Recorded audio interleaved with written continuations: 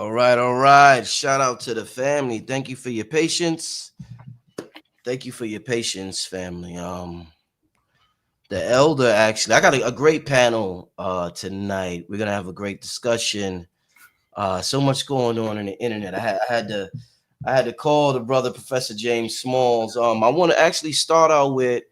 I remember when I first got in the consciousness, Professor Smalls. Well, let me say Rod Hayes and Professor James Smalls on the podcast, as y'all can see on the broadcast. So shout out to them. But yeah, I want to get right to it. I don't want to keep Professor Small too long tonight on the show. I want you to tell us, how was Dr. Leonard Jeffries? How's he doing? I understand you just finished visiting him in a nursing home. I know when I first came into consciousness, Professor James Small, way before YouTube, before Facebook, I would hear your name. I would hear Dr. John Henry Clark. I would hear Dr. Ben. I would hear Ivan Van Cernema. We talking about the black presidents of America. I would hear Rodolfo Rashidi and Dr. Leonard Jeffries, and I always hear him and how he taught at City College. So for those of us who don't know who Dr. Leonard Jeffries is and what he contributed to this overall thing right here, what's going on with the brother? Yeah. All right. That puts it in. Yeah. That's Dr. Jeffrey is just above me. Yeah. His wife, Sister Rosalind, Dr. Ben, Dr. Clark. This from way back in the day. This was my brother Rock, man of respect, when we were working that piece. But Doc is doing better. You know, he's 80. I'm sorry, he's crossing into 90 on this birthday. And he had about 4 years ago, he had to have a heart valve replaced.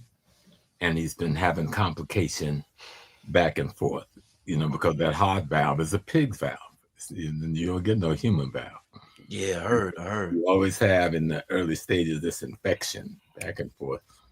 And then he had some surgery at Harlem Hospital about 10 years ago. And they left the piece of a friggin' catheter in the man's bladder. He just discovered 4 months ago. He was having all kinds of issue with incontinence and urinating and stuff. And finally somebody said, let's do an MRI. Shit. And there's a piece of plastic in the brother's bladder. So that got taken care of, you know, but that meant going back in the hospital. And at that age, any surgery is dangerous surgery. So he's been back and forth in the hospital. He just came from the hospital on Friday. He's strong spirit-wise, but he does have some dementia, you know, things slip away and come back. And his body is just getting his strength back. Because when you spend months in and out of the hospital, your muscles are getting weak. Yeah. And if you're not getting the rehab like you should, so we're hoping that in this facility, he can get the rehab and maybe we can get him home. But I know we got to do some things for him because this place is $14,000 a month. And that's on the cheap end of one of these places. I never knew that. So I better hope my kids like my butt. That's what they could take care of me at home. Yeah. But generally, he's doing good. He knew me and Chris was there. He talked to us about the music thing he was watching. He drifted away a little bit every now and then. You know, he asked about the kids and the different ones out here. I told him everybody's rooting for him and asking for him. But he's one of the nicest men I've ever known. He's, you know, in all my life, I've known him for 60 years. And we've always tried to protect him the best we could. And now me and the brother's been organized to make sure whatever we can do to help his wife, she's in her 90s. And so these are not youngsters who can carry the weight of one another. It's going to take the community. And so, you know, we've organized ourselves as a group of brothers who've been with him for years so that they're on different occasions, different days, different ones doing different things because the tax issues got to be worked out. You know, the mortgage issues got to be worked out. He's got 3 containers of books and manuscripts that's stored, and then he's got about that much still in the house. And Morgan State was making a move like they wanted it, but, you know, they backed off. This man had more than Dr. Jeffries and Dr. Clark combined. You know. You mean Dr. Ben and Dr. Clark? Dr. Ben, Dr. Clark, I'm sorry. Yeah. Damn. That much Yeah. Dr. J and his wife started going into Africa in the early 1960s, 61, 62, working with them, Crossroads, Africa. Started by a church here in Harlem. Mm-hmm. And he's been dealing with working in the South. He established really the first Black Studies department at San Jose State. And when John Carlos and them, those were his students that raised their fists. Mm-hmm. And when he saw it on TV, he ended his class and jumped on a plane and flew to Mexico to give him support, Right. And back in those days, they had to take on what's that white street gang on the motorcycles? Hell's Angels. The Hells Angels. Right. Because they would attack the Black students on the campus. Damn. They had to physically war with them. So Lenny came out of that, born and raised in Newark. And then he came here in 72 to head up this Black Studies department at City College. Mm-hmm. He was there until they push him out. You don't get to retire when you're fighting the system. Because it's a war. And I don't think people understand that. I'm sorry, brother. It's all right. And but given his age, given his situation, Doc is coming along. We hope we can get him to the place where we can get him back in the home or in an assisted environment where his people can take care of him. Right now, there's others taking care of him. But we made ourselves and our presence so obvious that they understand they better take care of him. Excellent. Hey, Dr. Smalls, I'm old enough to remember this, but a lot of the youth not old enough to remember this. You mentioned how much it costs to put one of the elders in one of those old folks' homes. But remember our mama used to gather us up, say, come on, we got to go check on Aunt Katie and see how she doing. The whole family get in the car, and then you got the girls be cleaning up on the inside. Boys be cleaning the yard up. Mamas and aunties got her upstairs bathing her, helping her with her personal needs and stuff like that. That's how we used to do it. You remember that? We did it. Absolutely. I grew up in South Carolina, in the woods, a place called Arcadia Plantation on the outskirts of Georgetown. We live in a communal, collective, cooperative way. No, I never even heard the word nursing home until I was an adult in my 20s up here in New York. Nothing like that existed in our environment. Yeah, we used to take care of our own elders, and the elders used to talk to the youth. We used to sit around the Big Papa couch. We all of the babies sitting there cross-legged in front of him, and he was giving us the oral history. And every community had a big tree, where we hung out under that tree and listened to those folks. Beautiful. Sitting on the ground or sitting on a log or sitting on a bench that they had built. Beautiful. But that's when we understood that communal, collective, cooperative was our way. Not Marxism, not socialism. That's white folk stuff. That ain't ours. Yeah. When they wrote that stuff, they weren't even thinking about us. They were thinking about white working class people taking something from the rich crackers. So our thing, and I know how to start checking my language, so I'm gonna calm down. I've been on that road hitting that traffic, I said I'm gonna be late and I'm gonna miss the show. So I was like, my foot was to the metal. But we got here on time. But no, Doc is hanging in there. He's strong. That's good. No, that's great. And I definitely want to. I'm gonna call you on the phone just to talk about how we could help support Dr. Leonard Jeffries. I'll give you a call on them. Yeah, definitely gonna give you a call on that. Besides that, Professor, man, and I had the opportunity. Obviously, a lot of people in the chat know you have been in the you've been viral lately on the internet, Professor James Small. One thing I want to say viral about me, and most need to listen to what they're viral about. You can't take and listen to some 2-second clip and tell me you're having a conversation with me. Indeed. Listen to the hour-long speech. Listen to how I got there, what took me there to that one sentence that everybody's upset about. Yeah, that's the thing about the internet. People chop shit up, pardon the language, and they present things a certain way. But what I want to get to is that it appears I talked to you, I called you earlier. I just been watching videos, and I'm a fan of I'm not a fan of your work. Me and you, we have a personal relationship. You my elder brother, so we talk over the phone a lot, and you give me advice and we kick it. So what I see what's going on. I said, man, I got a call. I said, what the hell is Professor James Small got going on the internet? Everywhere I turn around, they talking about my brother. I said, when I called you, I said, Professor, I said, I want to give you an outside looking in perspective. And I said, And you Professor, did. the I was optics, talking too much, and you told me to shut up and listen, and I shut up. yeah, I said, Professor, the optics do not look good for you, Professor. The optics, and I love your the way you explain things, but things just, we see changes within our community. And when you mention Dr. Leonard Jeffries or Dr. Ben or yourself or John Henry Clark, and I see some of the younger brothers like this brother Rod Hayes and the other younger brothers that's out there, it's sort of a different approach. And I know one of the things, not totally different, but they're stressing, it's more of a appreciation for us being American than what I noticed coming up when everything was just, let's get back to Africa. And one of the things, let me just say this, one of the things I noticed, I did a wonderful show with you on Hip Hop Industry. An important thing they always try to do is separate the youth from the elders or the middle age from the elders. We never get a chance to connect because there's always somebody telling us, don't mess with them or don't mess with them. The young dudes is this or the old dude is past this time, and we never connect. So this conversation represents 3 different generations of brothers. First of all, we're all Black Americans, what people will call foundational Americans, African Americans, Black Americans. We all are the same team. So I know it was a little confusing for people to hear you say what you said, Professor J. Small. So do you want to touch on that before we get in a good conversation? Do you got the clip that you asked him about, Brother Rick?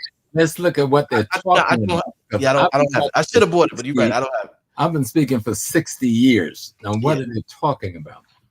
If they're talking about the clip I did with Orion, the little brother down in Kenya. Yeah, the African brother, yes, sir. He's not the African brother. His name is Brother Orion. Okay. And I've known him for a couple of years. I just would never do his platform because I didn't think he was mature enough.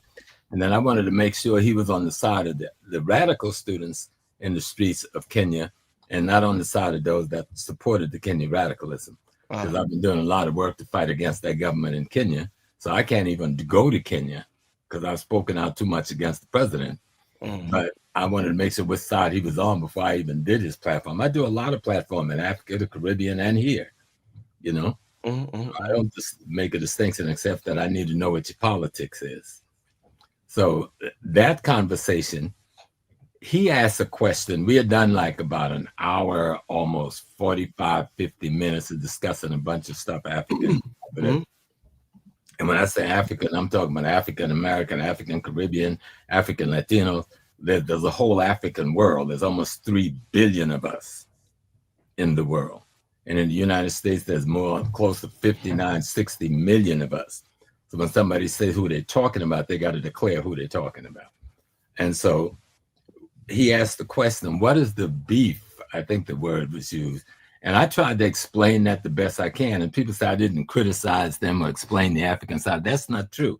There's no way you can watch that piece and say I didn't do that. I was more harder on us because I was talking about myself.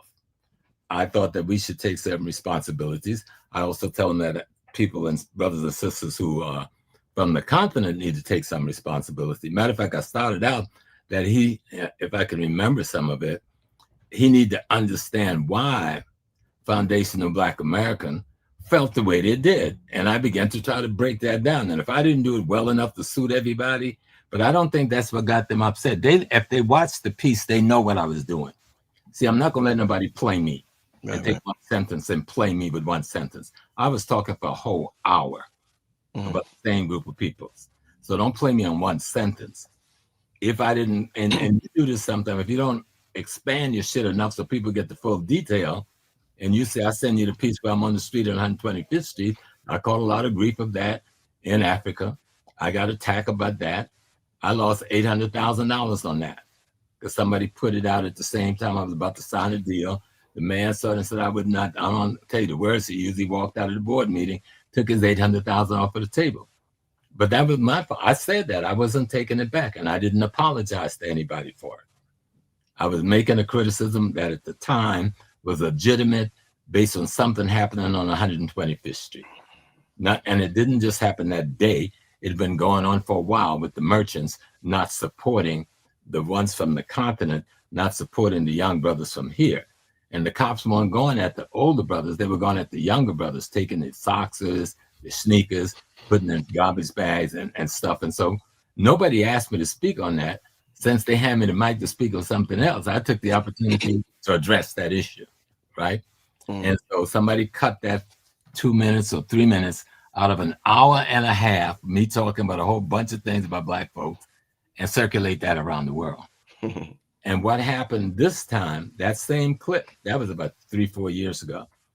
And so the guy walked out of the meeting, took his money off the table. So I lost that opportunity to get that person, nor the government, to invest in that hotel that 80 of us own. I don't own a hotel. 80 Black Americans put their little ducats in, and we bought that thing together. And we still have it 20 years later, trying to sell it now because all of us have gotten old. You know, we had some good business out of it. But what we wanted was something more. We wanted that to be like a kind of a linkage station, but we were never able to do that, right? And so when this whole thing jumped off, the government of Ghana called me on Monday and said, we're giving you an award. They thought I was in Ghana. I said, no, I'm not in Ghana. You know, an award, I'll send somebody to get it. And the award was I forgot what the exact thing was, but it has to do with tourism. I've been doing tourism for 40 years. I hear people trying to ridicule me. So, they're making money taking trips to Africa. Tell somebody the 411, tourism is the third largest business in the world. Okay? I mean, if you're supposed to, white folks are the only one that can do tourism? You know, we're not supposed to do tourism? Or African Americans can't do tourism to Africa? I don't know what that whole discussion was about. But at any rate, after 40 years, they decided they're going to give me an award for tourism something leadership.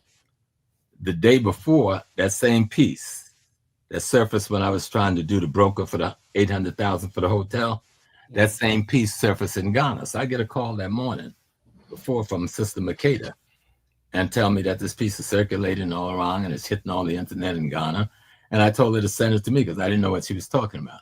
And it came to me. And when I saw it, okay, I said, now, why is somebody doing the same thing again? Every time I'm moving into something, this little piece pops up and is surfacing, okay? And so I was legitimately got friggin' pissed off, okay? And then after I studied the thing and looked at it later, I saw the banner of someone I knew on the bottom, who's with FBA, who was an advocate and very strong. And that's why I got pissed off with him. That's when you see me in the green shirt. Now, when I'm doing the thing with the boy and Kenya, Orion, I'm not even thinking of that. I'm trying to explain what the riff is the best I could in the way I talk. Now, if I didn't do it right, and I think when I got to the space where I said anything that's causing division between Black folks, that was the policy. And somebody has gotten on the internet and said that is not the policy of this government. The written, stated, and acted out policy of the government of the United States of America, as is run by these white people, because Black folks don't run the government, even though they got a bunch of us in there helping them run it. Their stated position is that African Americans and Africans on the continent should never be allowed to unite politically, economically, or culturally. And the person who penned the paper, Zbigniew Brzezinski, was the only one I know who penned the paper, but we know Henry Kissinger carried out the same policy. But I was trying to find out, did he ever pen it? I never saw his penning. I know Brzezinski, and then there's another, what they call them, it's like when they put these papers, and they have a number, like Article 62 or something like that. And so I was referring to that as being the policy of the State Department of the United States and the CIA. And then the one thing I probably shouldn't say, I was trying to tell people, and this was not a mystery either, that the money is going to somewhere if somebody is helping to exacerbate that. Now, if an individual would have felt that was you among thousands and thousands of people, and you think that's you need to ask yourself some questions. Malcolm X got killed surrounded by undercover cops. Fred Hampton got killed. The person running his security team was an undercover cop. Dr. King, man who was his main security, cameraman, and maybe some others, I won't call their name, who may have well been undercover and got Dr. King killed. Anybody who's been in this movement, and I've been in all aspects of this movement, know we were thoroughly infiltrated. Malcolm X talked about how thoroughly infiltrated the Nation of Islam was. And he missed the thorough infiltration of himself at the same time. That's the point I was trying to make. I was not really attacking anybody. And I think at one point, because then this isn't something I just talked about, the thing of the ridiculing publicly one another and ridiculing our race. I'm in the African race. That's different from my geopolitical place. America's my geopolitical place. I live here. I work here. I pay tax. We built this shit. We own this. And you've heard me say 1,000 times, I have no intention of giving this shit up to no white folks. Okay? So don't people get confused in me because they want to take a little piece of what I've said. I've said a lot of shit in 60-something years. And some things I've had to change. Now, like I told the brothers and sisters, since Brother Sincere, I spoke to Brother Chase when this thing was first starting up. If I screwed up, kick my butt, right? If I didn't do it right, criticize me. I'm not above criticism. Kick mine. I use some other heavy words like they should do. But don't tell me I can't criticize myself. That's what this really, without going into deep detail, it ain't nothing personal. We're trying to survive in a world where we have no friends. Chinese ain't our friends. Jews ain't our friends. Crackers ain't our friends. Arabs ain't our friends. Indian, nobody is our friends. And then we're fighting each other. Brothers on the continent, the ones who are confused, they ain't our friends. Brothers who shooting down our women and children in the streets over here and selling dope to us ain't our friends. And so we have to fight to find a way to raise consciousness and create alliances and unity if we're going to win any battle against anybody. And that really was what my point was. And I don't back away from that point. The only thing I take a back down on, if I didn't say the shit right, and if I didn't complete a sentence that made sense, then kick my butt. I deserve having my butt kicked on that. But I'm as FBA as anybody else. So if you're going to speak for me, you speak with the same integrity I want to be spoken for. I'm born and raised in this country. My mama born and raised in this country. Grandma born and raised in this country. Great-grandma born and raised in this country, and grandpas. We fought. My family, all of my generations, we have fought. I'm not an anomaly in the small family. What tribe are you from, Professor? You from And you mean in terms of the Asiatic Native Americans? Yeah, the Chicora Nation. They're based in Andrews, South Carolina, is where the headquarters is. That's about 30 minutes out of Georgetown, where I grew up. But it wasn't just the Chicora. That's the one we were able to know for sure. Mm-hmm. But my family have been doing family reunion with the Chicora, the Cherokee Nation, for years. We've even done 2 family reunion on the Cherokee Nation up in the mountains of North Carolina on the reservation. I don't deny that part of myself, and I'm not going to deny the African part of myself because I know that part of myself. Now I got 3% in Irish blood. Some of these things says I will deny that part of myself. You can't deny it, but I ain't going to Ireland to try to hook up with them, you know. Mm-hmm. And many people have heard me talk over the years about my Native American background and my history. You've heard me talk about how we used to clean the mounds with my grandfather. But I'm not going to deny my African self, nor am I going to deny my Native self, okay? I'm not going to get confused what indigenous means. I know what indigenous means. I'm not going to get confused about lineage. If you have cultural lineage, you have genetic lineage, and I have people coming with all these new little terms. It doesn't matter when I got to America. I came from Africa. Doesn't matter if it was 1,000,000 years ago. It doesn't matter whether it was 1,000 years ago. It doesn't matter whether it was with the Mali Empire. It doesn't matter whether it was on the slave ship. All of those people amalgamated into one person. When we left Africa, we didn't come from one tribe or one ethnic nation. We came from multiples, and we amalgamated them. We probably are the only person in the world, you've heard me say this 100 times, that qualifies to call themselves African because of our genetic cluster. There's no group on the continent that has this as much genetic cluster of all of the Africans off the continent than we do in North America. And I've been saying this for years. This is nothing new. So people can choose, cherry pick, and do what they want. Like I've already. Doesn't Brazil have the largest African? They have the largest African population in that hemisphere, but they don't have the largest cluster. Most of the people in Brazil come from the Yoruba group, some from the Akan group, and some from the Igbo, but mostly Yoruba. Jamaica have mostly Akans. Trinidad have mostly Yorubas. And you can do it like that. But in North America, we got damn near everybody. And the reason it folded out like that, you had the French over here, you had the British over here, you had the Spanish for a short period over here. But the French and the British was buying from the Portuguese and the this one and that one, who was bringing us from all over. Then we had them bringing people in from Barbados and from Jamaica and other places and taking us from here to there. So you end up getting a mixture here that you don't get nowhere else. And I've talked times before, you know. Yeah, right. And I've as well, before there was the foundation of Black American, I described the very thing you're describing, except I called it formerly enslaved Africans in America. That ain't no contradiction. I like Foundation Black America better because it's simpler and it has an acronym. So you're not going to make me think I'm against myself. I'm not against Foundation Black America. I would die for you any day of the week, any day of the hour. I was criticizing and opposing anything that caused division between the African world instead of political, economic, and cultural unity. It ain't going to come easy. We failed at it a lot of times, but we succeed at it on a lot of fronts. Just because you fail at something that makes sense, we're not supposed to do it, you know? And I have people talking about this, what do you call it, Pan-Africanism. That ain't no organization, that's just a term.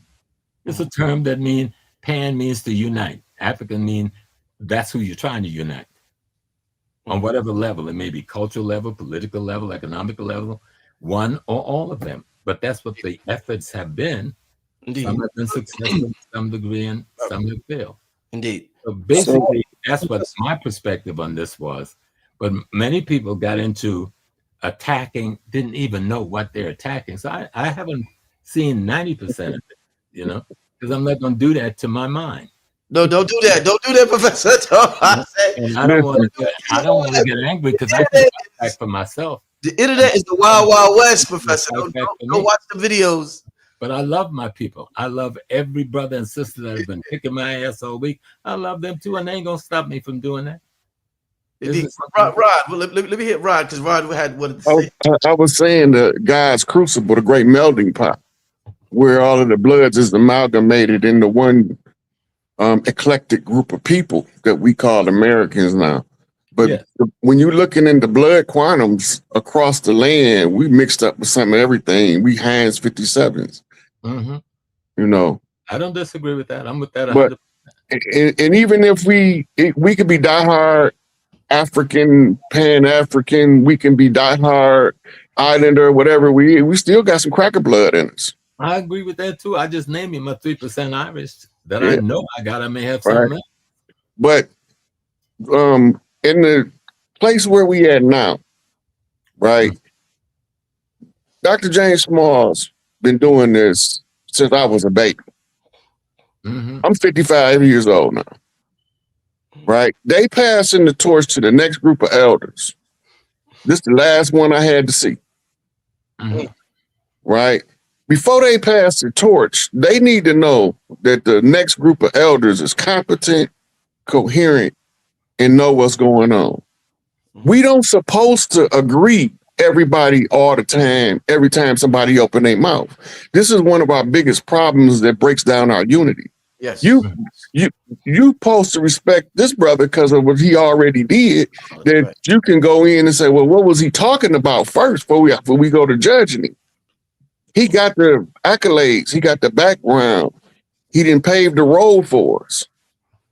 Even if there's some potholes in the road, we might not agree with topic for topic, point for point, everything, but he earned his stripes. He's seen the infiltrations when the infiltrators was infiltrating. He was there. I captured a few of them, at least 3. Okay, now. You know see, so now at this point, because we arguing a point or we fighting for the liberation of the people that's originally from the land. But at this point, that the work that he did, it can't be nullified. You can't just say, okay, he said something I don't like, so we're going to forget everything he ever did. That's disrespectful. It's rude, disrespectful, and it's lack of self-awareness is where it originates from in itself. You ain't aware of what he did because you ain't did nothing yet. Most of the people that's going to attack the elder, right? Most of them is coming from a place of total ignorance. They don't know what he did. They're not going to go investigate what he did, and they don't know shit themselves. As my father would say, they don't know shit from Shinola. Yeah, my daddy said the same thing. Right? So when they don't give the respect where it's due, when I come on here, it don't matter whether it's Dr. Smalls, Dr. Valentine, whoever you bring me on here with, I don't have to agree with everything they say. Right. I got to respect my elders because the youth that's coming up right now is so raw and uncut with it that if we don't show this, like we 3 generations right here. Yeah, Yes, very important. Yeah. Dr. Smalls walked with all my heroes. Mm-hmm. Half of me know him personally. That's true. Right? And I had to go do my own study on my own because we got to educate ourselves above the condition. The condition has to be rooted in ignorance in order for the remedy is for us to educate ourselves above the condition. You're going to always be victim to the condition as long as you're ignorant to what's being done. When he talked about the government's policy of keeping us from doing business with Africans, what you think they sunk all of the Black Star Line ships for? What you think they wrote the mission statement for the COINTELPRO about? Who is they trying to stop? Garvey talked about a confraternity, a global fraternity of brothers that's thinking along the same lines that resulted in the Bangdong Conference. Right? Now, are we supposed to just say, are we in the new America and that's not their policy no more? They still ain't let Larry out. They still ain't let Jeff out. They let H. Rat Brown die in there. They let Assata Shakur die in exile. They don't want us to come up. We have to do this on our own. And we haven't even talked about Angola prison, which we should get that shit closed. That's going to be my next thing. I'm going to leave everything else alone, and I'm going to start working to get Angola closed. Or I die, that's going to be my last mission. But may I just say one thing, Baba Rod, and then I'm sorry for cutting you off and I'll come back. But if you've listened to me for the last 10 years, and I've heard nobody said it, I've said that the generation under me, which is yours, is the greatest generation we've ever created. And the generation under you, which is Rich, is the greatest generation we've ever created. I've never belittled our youth. I've always raised the youth up because I got sense enough to know the laws of nature that says, I'm leaving. I'm 80. You know how much time I got in this body? This thing is in your hands.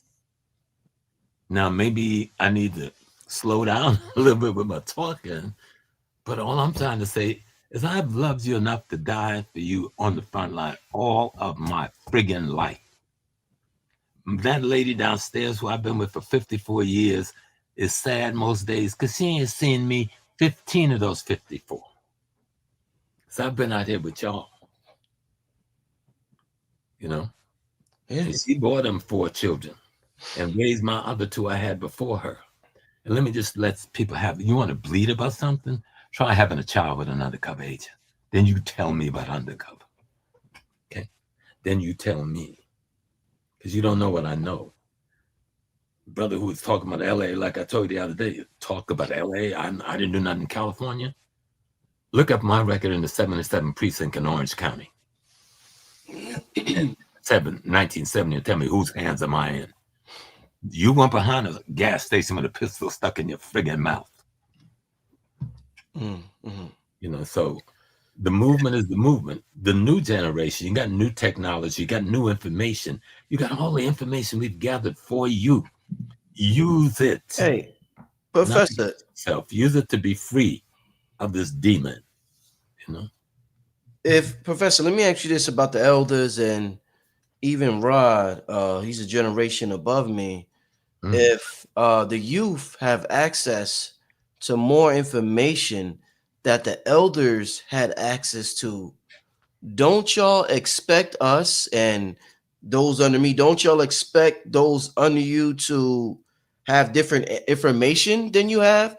Absolutely. Finish, Professor, because we have access to different information. So sometimes it seems as though it throws the elders off that we think differently. But in my eyes, I'm like, shouldn't we think differently because we're studying different If you material? listen to me, you ain't never seen me in that posture. But you also can't take the posture and you can't be criticized. Okay. Agreed. We give you the information. My elders, they criticize me. I showed you those pictures, Dr. Clark, Dr. Jeffries, Dr. Ben, and myself and others. Because I Who's the most critical? Who's the most critical of you? Dr. Clark. Whew, shit. You know? Dr. Clark was hard on everybody. Yeah. If you weren't doing your part, he was coming for you. Right. Dr. Ben was the next hard hitter. And sometimes I bumped heads with them, and I had to know, like what you just said, these are my elders. I got to submit and listen. Even if I thought they were wrong, I would never raise a voice to them. All right. I find some sneaky little way to ask the question again or something, you know, and try to get the answer straight. We know the youth is the future, but the youth have to also know that we were your future. You know, I don't get caught up in white terminologies. I don't even like the term youth because where's your mama and your daddy that brought you into existence? You're not something off of there by yourself. You're part of something. And if you cut yourself off from that something and cut your memory off from that something, what are you? You are then nothing, floundering around trying to be something. We are the same thing. You are me today. I was you yesterday. You got more information than me, but you also need to learn from me. What is that information supposed to be used for? You know, we're like stair steps. You're not separate from me. There's no such thing as the youth and the elders in separate terms, in categories of how they should deal with each other. I think the ancestors put those terminologies together, but you are me. If me and Rod die right now, and everybody in our age group die off, and if you don't turn to the information that we left you, then who are you? Now you got a technology on how to manipulate and use that information that we didn't have. And even though I've been trying, and you saw me to catch up and keep up with it, I ain't been able to keep up with this stuff. I had a YouTube channel for 8 years, I ain't never used it. Yeah, it ain't no joke. You know what I'm saying? So I've been relying on you and others to get messages out. I've been on the internet. There's about 80 or 90 of my speeches. I never put one of them there. Oh, yeah. I get not one penny from one of them. But I'm just happy that whoever put them out there, my word is out there for people to scrutinize, study from, learn from it. And what you can't use, throw in the garbage. I'll make sure I take care of you, Professor. You Rich. And I tell people who didn't, they'll say Black Magic and love you. And I'll give Tariq, Amadeus Christ, and there's one other person that ain't never had me on without giving me something. All the other people, which is 90%, ain't gave a brother nothing. But I ain't been complaining. I was just saying, okay, the word is out, and I was happy with that. And like, let me come back to my babies, because people may not like me calling you baby. At 80, I call people my babies. I'll call Rod my babies. I got 3 children his age, right? If I hurt you, that was not my intent. My intent was not to hurt the spirit of the people who I've been fighting for all of my life. I was trying to make a cautious critique. I have been in Africa. And I'll tell you one more story, because I got a bunch of them. Walking with this brother, love this brother, right? Me and this brother be hanging out at a nice party, eating jerk chicken every time I serve on the continent. Me and him and Daruba hung out together. But I was very close to the president of Ghana, very close to Jerry Rollins. So one night, 2 men showed up at my hotel. Said, Jerry wants to see me. I'm scared because, oh shit, did I do something? Because I'm always opening my mouth. And so Sister Leah says, my business partner, God bless her soul, she's an ancestor. She was Hebrew Israelite. And so she said, I'm going with you, Brother Small. If they're going to take you, they're going to take me. So we roll with these guys, and we get to a house way at the end of the town in Accra. Walk into this house, AK-47 all around the wall. I'm all ready to pee on myself. It just don't even look right, right? Get out in the backyard, the dude sitting up on the fence, leaning up on a rifle. Sitting in the corner is the president of the nation. Right? and a lady is serving him. And then he says, Prof, come and sit down. I sit down. And then he had the sister Leah. And he says, who's your new friend? I said, new friend? Is he talking about Daruba? He said, no, I know Daruba. He said, you got another friend? I'm kind of thinking. I said, Danny. He said, yeah. He said, what's with your new friend? I said, he my man. You know, we hung out together. We go to the club together. We do a little chasing together, you know. He said, he's the CIA station chief. I go, no. I said, you got the wrong guy. I said, this guy's the director of USAID. He give the kids all the scholarship. He says, he's the CIA station chief. The dude I thought was my main man, my best friend. I go, oh, shit. The president of the nation telling me this. First, I dispute him. He's the president. Because I just couldn't, it wouldn't sink in. When I confronted Danny about this shit, he tried to deny it at first. And then he had to give it in because he understood I knew. And I told him, listen, I ain't telling you who to work for in the government. You work for anybody, but you ain't going to spy on me. Well, what year was this? What year was this that you found out that he was a CIA? We did 92. It had to be somewhere between 92 and 96 in that period. Because, you know, I was over the continent. Yeah. All the time. Me and Rock used to, Rock was my running buddy. Me and Rock went to the continent together 35, 40 times. Rock passed away. Rock, that brother Rock. Yeah, Big Rock. That's who introduced us. It was Rock. Right, you're right. Shout out to soul, Rock. Yeah. Right. Beautiful brother. But that COVID took him out. COVID, yeah. Look, a lot of people remember me. People to know that that's a true story, people. And so if I'm afraid of one thing, Elijah Muhammad went to jail because of COINTELPRO. Garvey went to jail because of I'm trying to tell you something. It doesn't matter whether the enemy is in our group. He doesn't have to be in our group physically anymore. See this technology here? He can take what comes out of my mouth and create a whole nother narrative that didn't come out of my mouth and make you think it came out of my mouth. Right.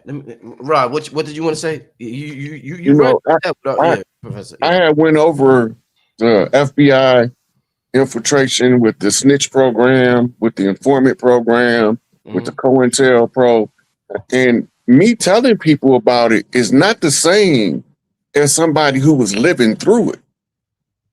Dr. Smalls was literally experiencing all of the stuff that I'm telling the youth. This is the reason why.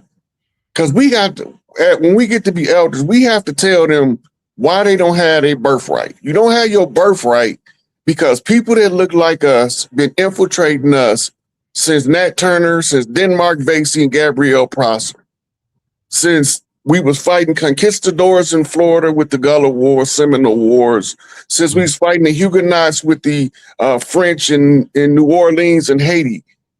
We've been being infiltrated by people that look like us, feeding and controlling people that don't look like us, all in a mass deception.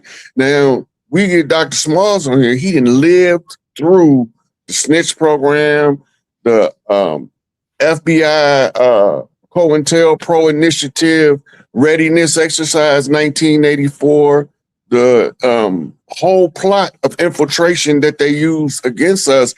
They weren't using people that couldn't sit at the table with us at our family dinner. Right. And that's the hardest part for us to digest. Yeah, and I'm just telling our young people, please beware of what the policy of the enemy is. When we think of, a brother from the continent, when most of them come over here, I just learned a few years ago that America got a refugee settlement policy. I did not know that. Stupid as I am, smart as I think I am. I found that out when I found out about talking to a sister from Minnesota about the Somalian brothers and sisters, because I want to know why they're all there. That's where the refugees department sent them. I said, well, what refugee department? America got a refugee agency that places people in certain locations. So when they want to break up a black vote that's too tight, they bring brothers and sisters from another part of the world, supplant them there, but warn them coming in the door. Now they're trying to stab the brothers and sisters in the back, that if you associate with them people, your ass going back home. And brothers and sisters have come to me and told me this is what the U.S. government and State Department is telling them. We're gangsters, we're dope dealers, and you don't want to associate with that.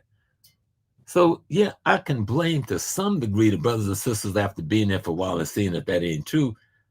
But we got to understand that there's a war against our minds on the part of the enemies to keep us separated. I want to ask the question, why you want to separate me from that person? If none of us is nothing, you call us shit, this and all this and that, then why you want us separated? Because united like beings have more power than separate like beings. Malcolm X showed us a simple process. Malcolm said, these 5 ditches, when it's separated, is easily hurt or broken. But when you create this, it's a little more difficult to do that. Now that's not, and the other one he gave us, he said, cats having biscuits in an oven, I mean, cats having kitten in an oven, don't make them biscuits. Cats having kittens in an oven, everybody understand what I'm saying? Make them biscuits. We didn't decrease when we left Africa, we increased. So what are we arguing about? And in that increase, the African part of us is still there. Okay. Now we may look how we have to deal with it, the way of dealing with the brothers and sisters from home who get caught up in that stuff. We may have difference, and you may be more right than me on how this should be dealt with. But we got to deal with it. Same thing. That, Dr. Small, I think that the thing that we got to realize is something you just said: war. Most people don't understand warfare. They don't understand espionage. They don't understand propaganda warfare. So when we talk about being at war with the people and not understanding warfare, we looking at it from the wrong lens already. So everything war, Sun Tzu wrote, the premise of war is based on deception. All war is based on deception. So when they coming in with a false narrative to begin with. We just got to figure out what's the false narrative that they want us to follow and what's our narrative that they keep trying to suffocate. No, I agree. We in North America, and you've heard me say this multiple times. That's why I didn't understand some of the stuff I was hearing. I said we wanted the strongest African nation in the world, or Black nation in the world. We can call us whatever we want. We're one of the strongest nation in the world. And the primary reason for that strength is we are the only African nation that had to grow up in the house, the very friggin' palace of white so-called supremacy. We had to kick his ass in the palace as a minority in his majority premier state. He came to build America for himself. This was his new Egypt. This was his new Jerusalem. And he intended to crucify us in that process. And we haven't allowed him to be.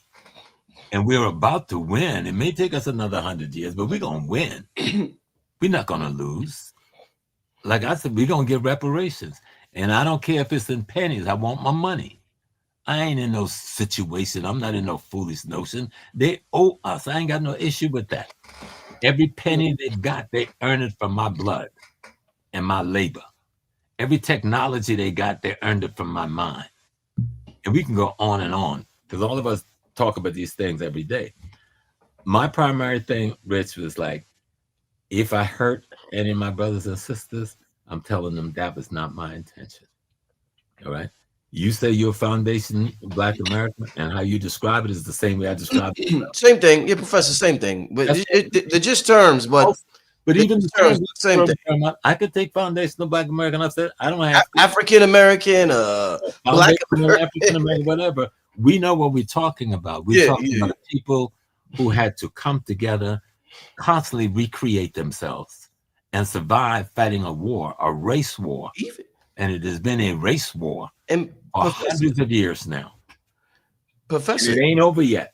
And I don't want to sound ignorant, but I want to articulate myself this way. Even when we think of the derogatory term nigga, a person will think of an African American.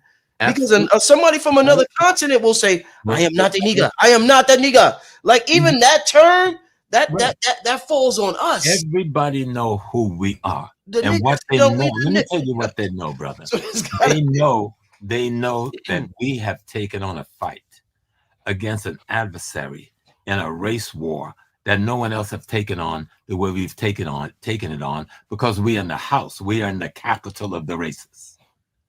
When we started Emancipation Day in Ghana, and I helped to create Emancipation Day in Ghana, I helped to create Panifest in Ghana, and I still sit on the executive committee of those things.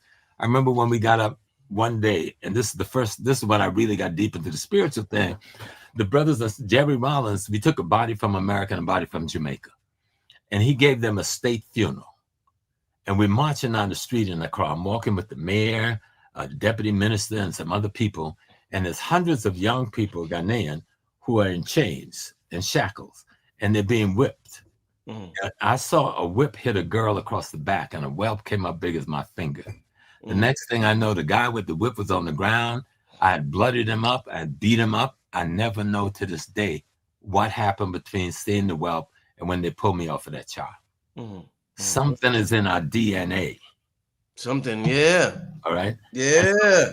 They're yelling, "Small, it's not real, it's not real, it's not real." And the police got me. And I look at the boy's face all bloody. I don't even know what I did. I don't even know when I hit him. Yeah. And the girl comes back with the other people in the chain, and they're crying. They say, "Prof, we just wanted to feel what y'all felt. We did not know y'all went through this." So people who don't understand what I don't understand, ask me before you give another question. Then I'll tell you one more piece. A week later, we're up in Kumasi. We went to the Museum of the Santa Hene, the Mancha Palace. We get to the second level, and the man, he must be in his 50s, who was showing me and Dr. Jeffries and the rest of us around. He's sitting in the chair, and he's crying, and he's boohooing. So I'm thinking one of our people insult the man. So I go to the man, because you know me, I'm always Mr. Security. So I want to find out what's wrong. He say, "We didn't know that happened to y'all." What are you talking about? He said, "We were watching TV, and they were talking about the slave dungeon and the slavery. And my whole family last night, we broke down crying because we did not know what happened to y'all." We over here with our enlightenment, thinking everybody else is as enlightened as we are. That is not true. Most of the people on the continent of Africa right now still don't know who we are, still don't know how we got here, still don't know what happened to us. Well, so I'm not going to get caught blaming the victims, because I'm also a victim. But I'm going to make my victimization known to the world. As a warrior in the warfare, we got to fight until I die. But for our youth, we are your soldiers. You got to use us by sometimes sitting down and listening to us. Don't come say, because I'm the youth and I knew that you are obsolete. That's not how African culture works. That's not how the universe works. African culture is an imitation of cosmology and ecology. And both cosmology and ecology supports our existence as human beings because it works in a scientific or prescribed manner. Now, dancing and drumming, those are not culture. Dressing and colors of cloth, that's not culture. Those are tools of culture. Culture is the law of nature and the law of cosmology, interpret to a social ecology so we can try to manage how we live our lives in the harmony and balance and protect what we manage. Our big thing in North America and the rest of the world is to get control of economic politics and culture where we live. That's our problem. How do we get control of the economics, the politics, and the culture where we live? And what is the purpose? So we can food, clothe, shelter our women and our children. And that's the war we're fighting. Let me ask you this. Oh, no, go ahead, Rod. I'm sorry. Go ahead. We got to remember that every time we did something in a cooperative manner, it was systemically disrupted and replaced with government programs to look like we was impotent at taking care of our own communities when we was functionalism. Most of their system is based on something that we started. Absolutely. We can just take the breakfast program, their food program, all of that stuff. The party started, but people, Gabi and them did it before the party. So we got to that's why history is important to understand. Almost every program we saw in the Panther Party, the UNIA was doing the same thing. And before the UNA, Mr. Booker Washington, who we carved and cast to the side, Booker T. Washington, one of our greatest leader, but because the enemy, the white lefts, they cast him to the side, and I've never cast him to the side. We've casted him to the side under all kinds of guise. I've never cast Booker Washington. That's always been my primary leader. That's the way we were taught in the South where I grew up. And I learned about others when I left the South and came north, like Garvey and Du Bois. And I met Malcolm when I was 16, deliberately came to meet him. You know, of course, he died while I was away. But as soon as my foot hit the ground, I found his organization and joined it. You know, I knew Sekou Odinga. I knew Mutulu Shakur. I knew Lumumba Shakur and Zaire Shakur. I knew Asada Shakur. I knew Afeni Shakur. We were comrades, just like you and your youth comrades are together. We were youth comrades together. I got married in the same bedroom that Afeni and Lumumba Shakur got married in. We weren't fake friends. We were real. We were doing the best we could. But the other thing to be clear to my young people is, we know we ain't did all that we should have. We know we ain't got all this shit right. We only got what we handed to you. Then it's not your job, you know, to figure that shit out. But figure it out by asking me, what do you mean by this? Why did y'all do this? Some of the stuff that we did, you're going to have to throw away. Save what you need to build what you got to build. But one thing we got to build is control of the economic, politics, culture where we live. Doesn't matter whether you're in China or the United States. That means you got to control land, labor, and resources. Don't matter whether you're in Africa or the Caribbean. That means you got to provide the food, clothing, and shelter for your wife and your children and your auntie and your uncles, no matter where you are in the world. Now, how do we get that done? What is the best course to take? And that's what we should be discussing. They should have enough beat me up. Y'all made enough little Cash App stuff for the week now. Go back to work. Right. They don't beat you up. Hey, Professor, I'm gonna let you go. I don't want to keep you too long, my brother. I'm gonna build with Rod a little longer. You know, this is the thing. I called Rod the other day, and I said, Rod, I want to do a show with you. And then I seen about the videos kept popping up on Professor, and I said, I want to get Professor on the show with Rod, and just for us to build for a little bit. 3 different generations building on this topic, which can be very it could easily, I'm not saying it's a divisive topic, but it can easily trigger people. And like even early, I'm giving an example. Early this year, I called Blue Pill. I got an argument with Blue Pill. Blue Pill's my brother. You know, when you got a brother, you can argue. It's like you and Tariq. When you got a dude that's your brother, y'all can argue. So and I Blue Pill. I still love this. Ain't got nothing to do with I called Blue Pill. I had to give him the work real quick. I know he watched and laughed like this nigga crazy, but I gave him that Black American work real quick. You know what I'm saying? And that's my brother. Like that's I love that brother. But my point in saying that is that it's just beautiful to have this conversation. 3 different generations figuring it out when they always try to tell us not to talk to each other. This person's wrong. He's crazy. He's this. He's senile. He's a thug. He's a YN, a young nigga. Stay away from them young niggas. They dress a certain way. Professor Small, and you got to be careful. You know what I'm saying? We are one. Exactly. What you're looking at, Rod is me in the time after me. You are Rod in the time after him. Let me just be very friggin' scientific. There's no beginning to life. There's no ending to life. Matter and energy cannot be destroyed. And when we take this matter that we live in and put it in the ground or burn it or however we want to do those last rites, the energy has already left it and it will land someplace. It will land someplace. When this whole thing started, you know, the first thing I did, I picked up the phone and called my shrine in Trinidad. I said, yo, Omi, go to the ancestors, find out what the heck is going on. I called Ghana. I said, Haji, I have a priest in Ghana. He's a Muslim, he's a Hajj, and he's a traditional God priest. Tell me what's happening in the energy world. You know, we ain't nothing but stardust. All right? That's organized a certain way. You in Rod's lane now. There you go. Me and Rod did have a conversation. That's Rod's lane now. So, oh shit. So let me just tell you this little piece, but we've got to make sure we instruct the people, the individual, when we look at what we call African spiritual system, the spiritual system is designed to make the individual a quality human being, a godlike human being. The individual marries or finds a mate and create a nuclear family. The nuclear family come together and create an extended family. An extended family is both blood and the people who are in-laws, so they're not necessarily blood. The extended families unite and create a clan. The clans unite and create a tribe. The tribe unites and create a nation, and there is no contradiction there. The nations unite and create the race. There is no contradiction. They're just different pieces of yourself.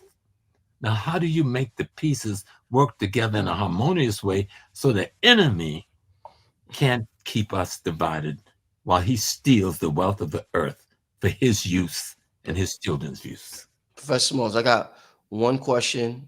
I'm gonna let you go, my brother. I appreciate. I know you I just. want to ask you one before you go too. Definitely. Yeah. Go ahead, Rod. You go first. You go first. I wanted to ask you, when did you ever get to meet Dr. Amos Wilson? Woo, good He's question. one of my best friends. Because we don't understand the value of a lot of our elders. Amos was one of my best friends. My heart still aches every time I think, because I was with him the day he got sick. We were out there picking him with Khalid Muhammad in the rain to try to help the same merchants that you hear me cussing those people out about, all right, on 125th Street.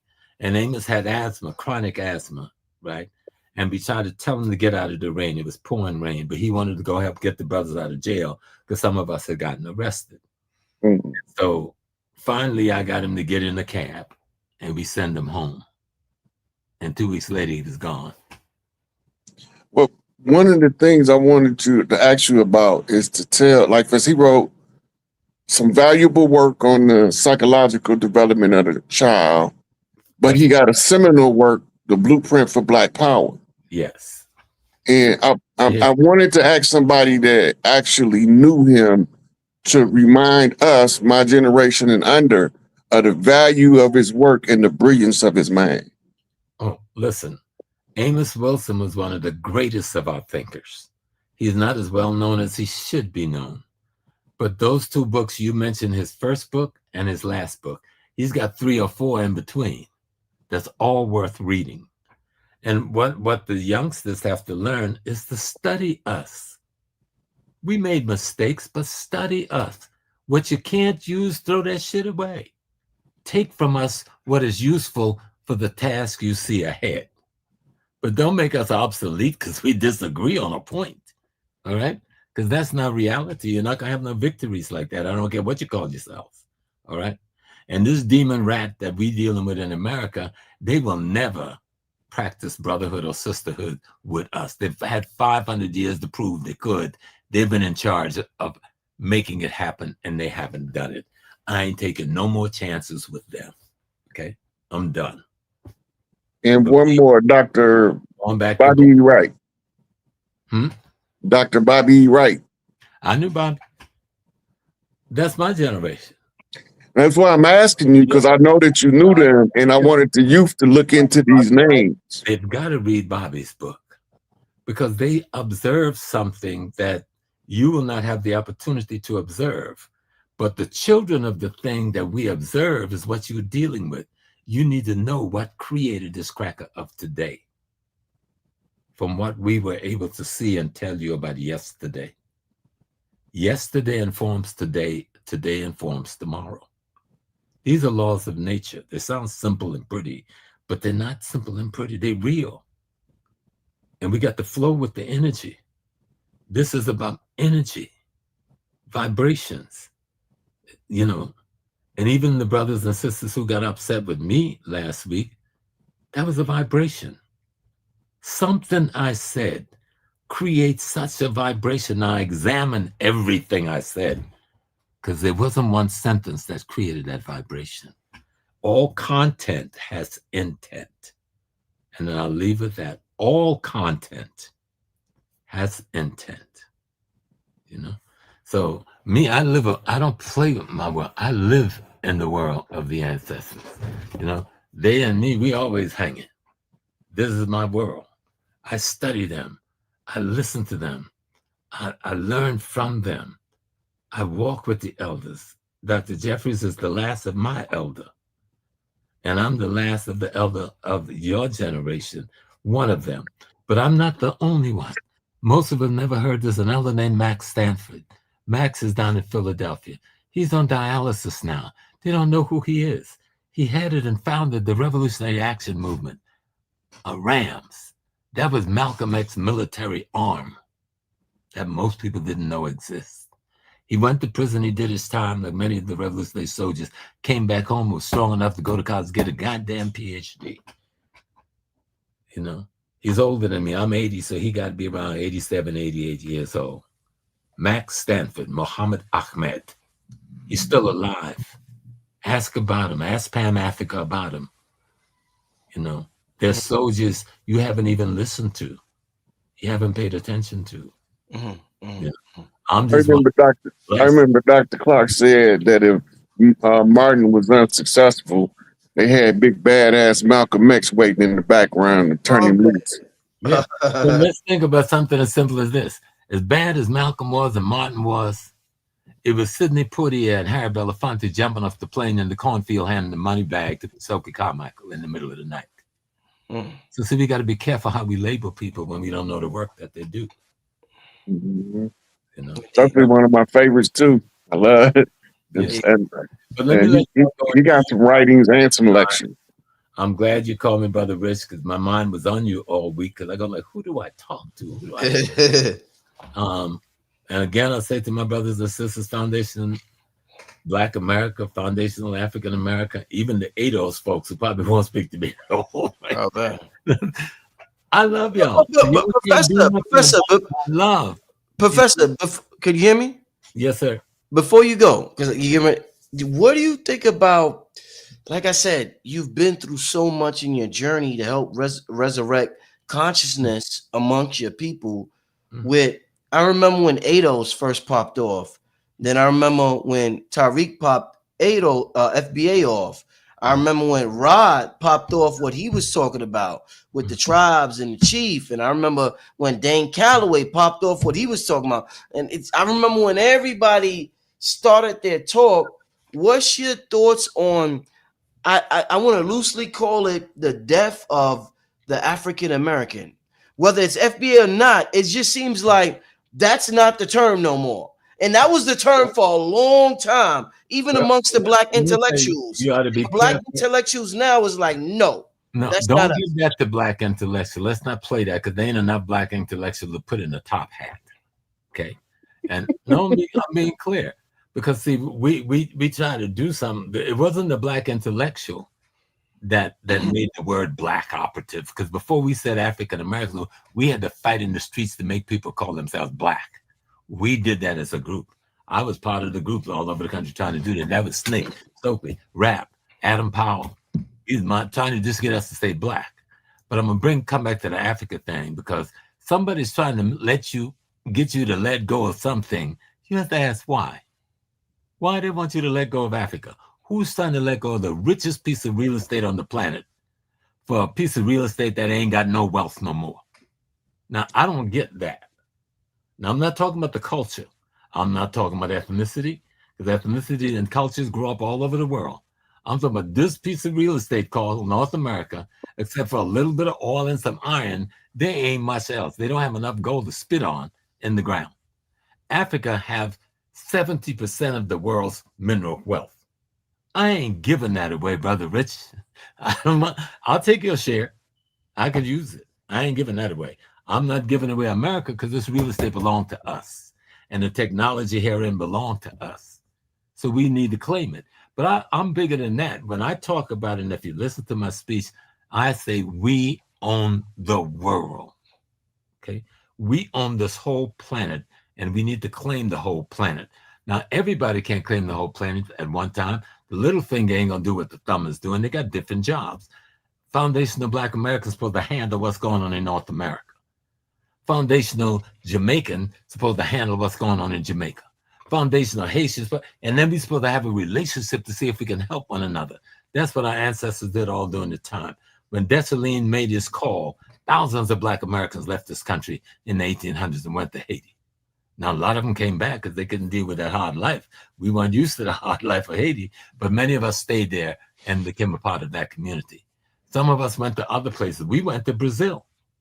We went to get out of this mess. And many of us decided to stay. When Liberia was formed, yes, it was white folks that came up with the colonization society.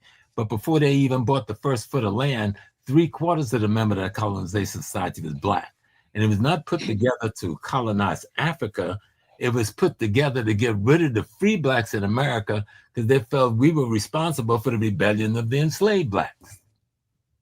Indeed. But we just need to understand the history so we have our content and context. I want to do what we got to do. Shout out to King Simon. He's sharing Professor James Small links. If you would like to donate to the elder has, and it's a thing of mine. It's a thing of mine. Yeah, what you said, Professor? I'm gonna stop turning down money. Most of my life, I even when I lecture for people, Brother Rick, you know what I tell my community? Pay me what you can. All these years, most of them give me something. Sometimes some of them took that as a way to not give me nothing, and I ain't never complained. I went back home with nothing in my pocket to my woman, and never complained. That's our culture, though. We gave him a bill. He give me 5,000 or 3,000, but I don't get too many white people asking me to speak anywhere no more. But look, most of us don't realize in our culture, when we get knowledge that's beneficial to the collective and we giving it back, we're not doing it for the money. No, because I've been poor all of my life, but I ain't been poor. The ancestors and the community have always taken care of me. I ain't never been hungry. My children ain't never been hungry. Carol ain't never been in a place where she didn't have a house to lay her head. You know what I'm saying? You know how we just had the conversation about the youth have different information, so they move a little differently. Yeah. So I hear what you and Rod, Professor, come on, let me talk. Let me cook, Professor. Come on, let me say this, Professor. The way I move, I'm gonna make sure my elders get taken care of. I hear what y'all saying, right?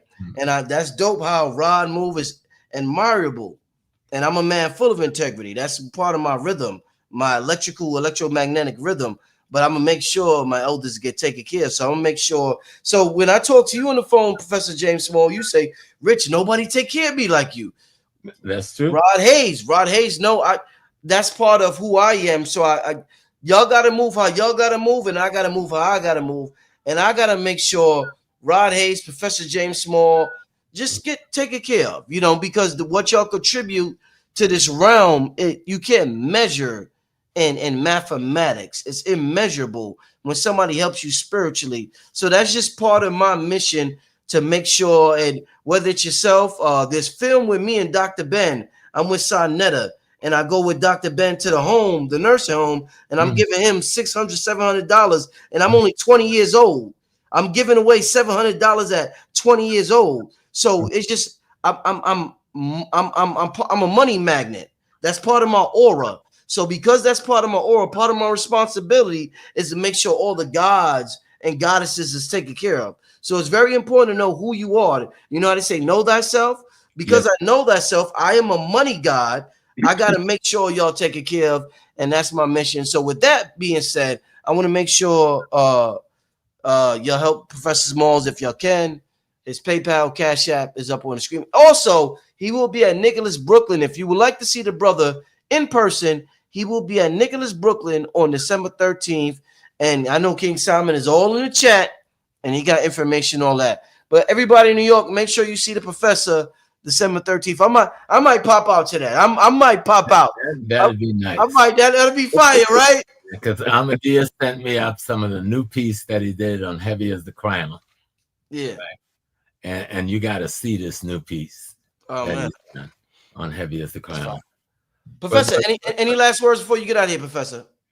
Yeah, again, to my youth and younger brothers and sisters, I am not your enemy, brother. I am your father. And if I've made a mistake, deal with the mistake, but don't let the mistake have you cannibalize your family, because we need each other to survive this war that we're in.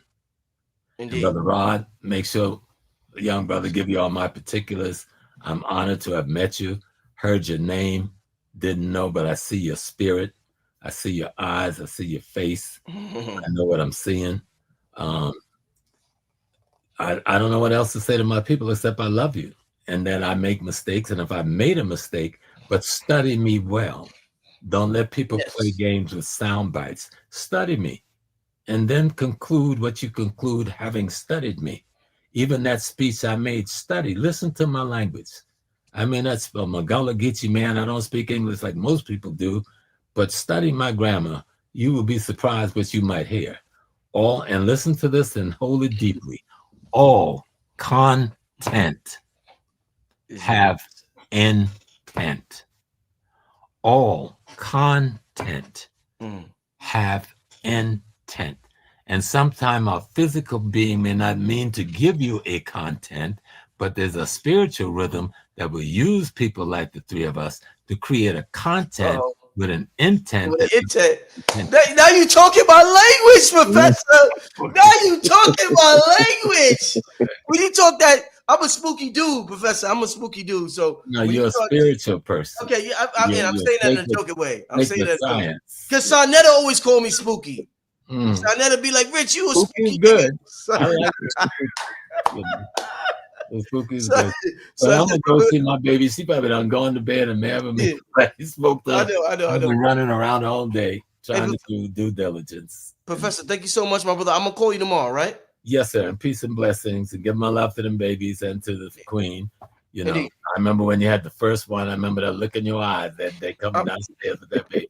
I'm gonna send you a picture, Professor. I'm gonna send you a picture, right? Please do. Please. All right, Professor. All right.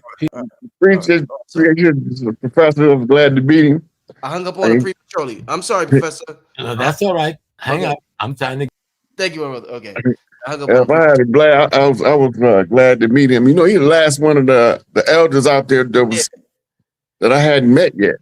Yeah, you know, Rod, and I want to, as we talk, as the elder leave, let's start the conversation. You know, every era has strategy, warfare, and how to move in certain ways. Mm-hmm. How we got to move now, Rod, how you got to move may be different from Rome. It may be different from Atlantis. It may be different from whatever. We got something in our culture called the algorithm. And when people get caught up in the algorithm, they will think that's how they are supposed to move. So there's an algorithm with people bashing Professor James Small. And I love your approach. Now, I told Professor on the phone, Rod, I told him, I said, Professor, I said, you look kind of crazy out there right now, but I'm not. I know the people want blood, Rod. They want blood. It's like the Roman Empire. Rod, this shit, Rod, listen. This shit is like the Roman Empire. The people want blood. They want a Mandingo fight. They want to see you curse this motherfucker out. They want to see this. They want to see that. And I'm like, I know Professor says some things, but the way they're reacting, I know how the people are because I've seen it again and again and again and again. They want blood. They want you to give them blood.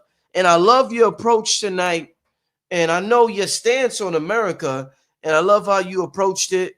And we got to understand that there's going to be ideological differences between generations, just like there may be between me and you. I may have pointed out one economically between my generation and yours and Professor Small. But I really both operating from two sides of our same culture. Yeah. Right, so I really appreciate how you approach it. Go ahead, my brother. Yeah. So in our culture, like me and Professor Smalls, we don't mind giving what we've learned back to the people. Mm-hmm. Right?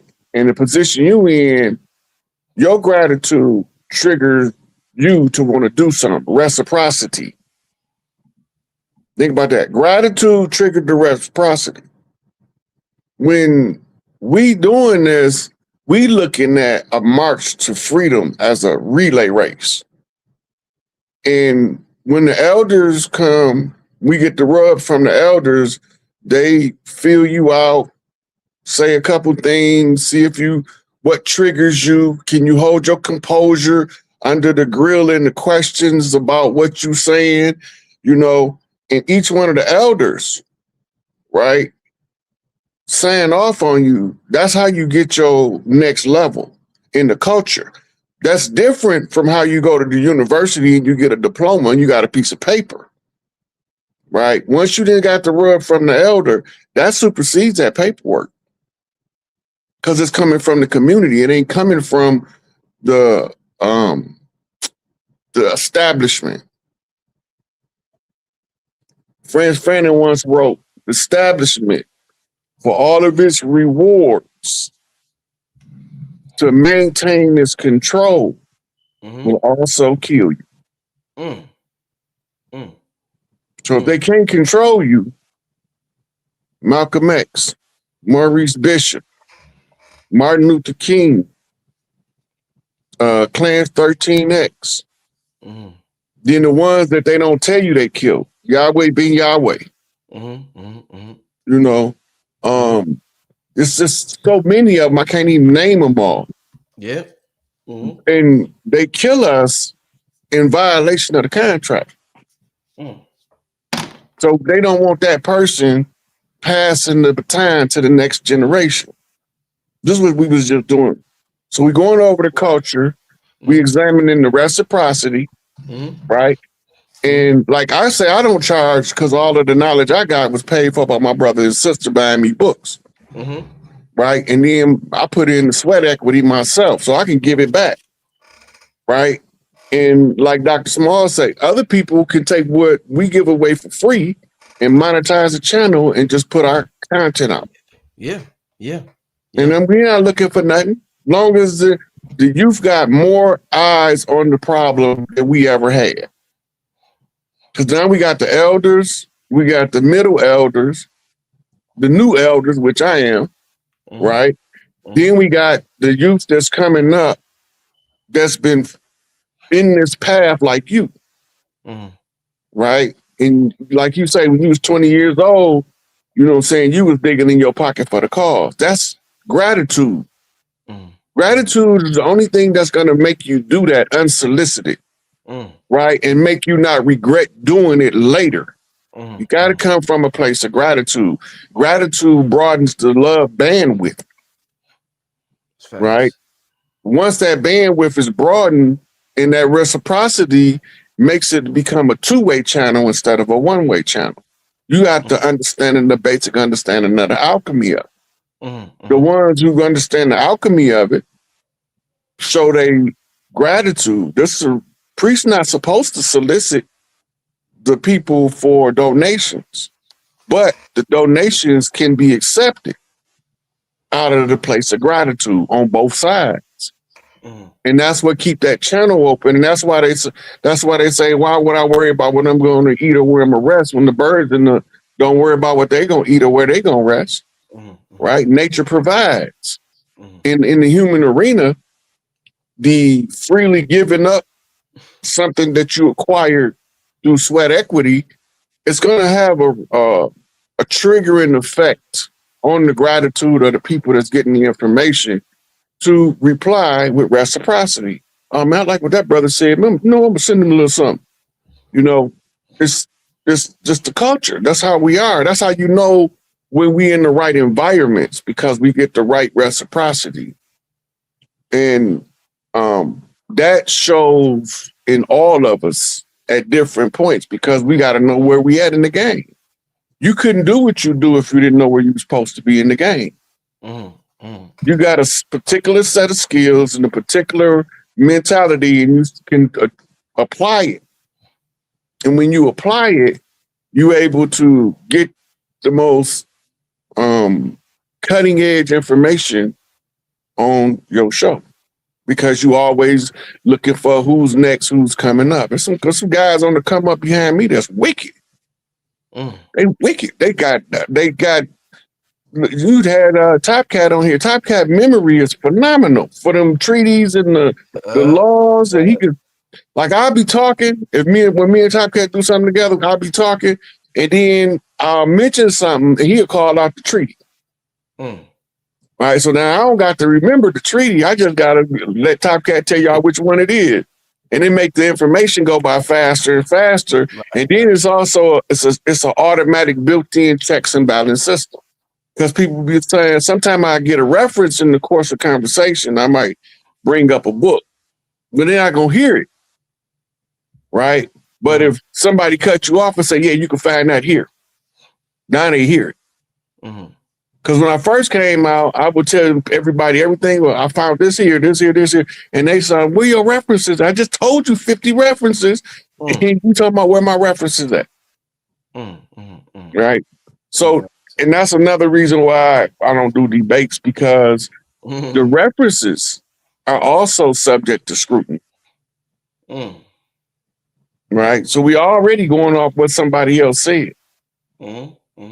So if you don't know the culture, when you hear what somebody else said, it changes what's being said to you. When you know the culture, it means something different.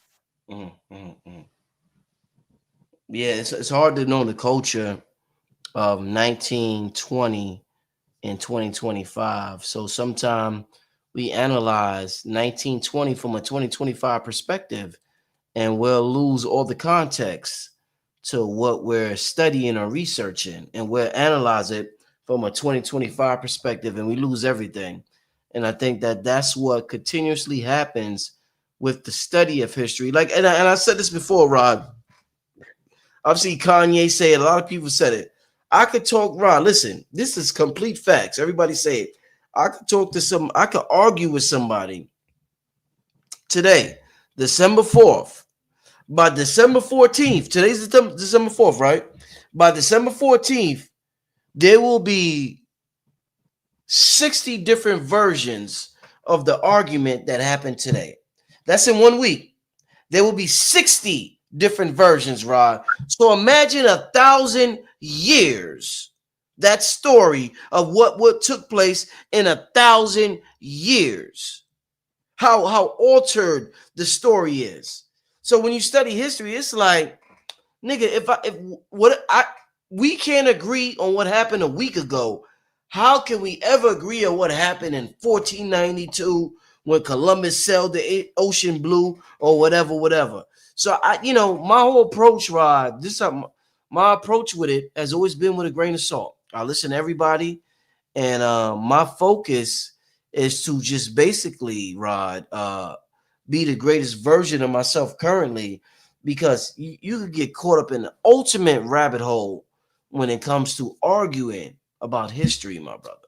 You know, a verification of what you just said is how many versions of the Bible is it? Listen to the word version. Yeah. I didn't like the way he translated it. Let me give you my version. Right? It's hundreds of versions of the same book. Yeah. And none of them don't say that. All of them don't agree. They don't all agree with each other. Some of them say, some of them got books in them that ain't in other ones. Damn. Right? Then you got something like Ray Haggins was teaching on the Lenape Bible, where it wasn't the Jews that killed Jesus in the Lenape Bible. The Lenape didn't care about the Jews killing the Jews, so they made the Lenape the killer of the Christ. The church rewrote the Bible specifically for that group of people. Just like writing the slave Bible today. Same principle, right? So when we looking back at history and we holding everything to modern standards, we lose a sizable portion of what's being relayed in the information that we dissected. Yet even the Quran, when you get a translation of the Quran, which Quran translation do you got? Right? Who you believe? Why you believe that translation over this translation? Where's the original Quran at? Right? So when we start asking them questions, people get offended because you're pushing up against their belief system by asking questions that they've never asked. Indeed. And that's utterly offensive, because to them, you showing them up.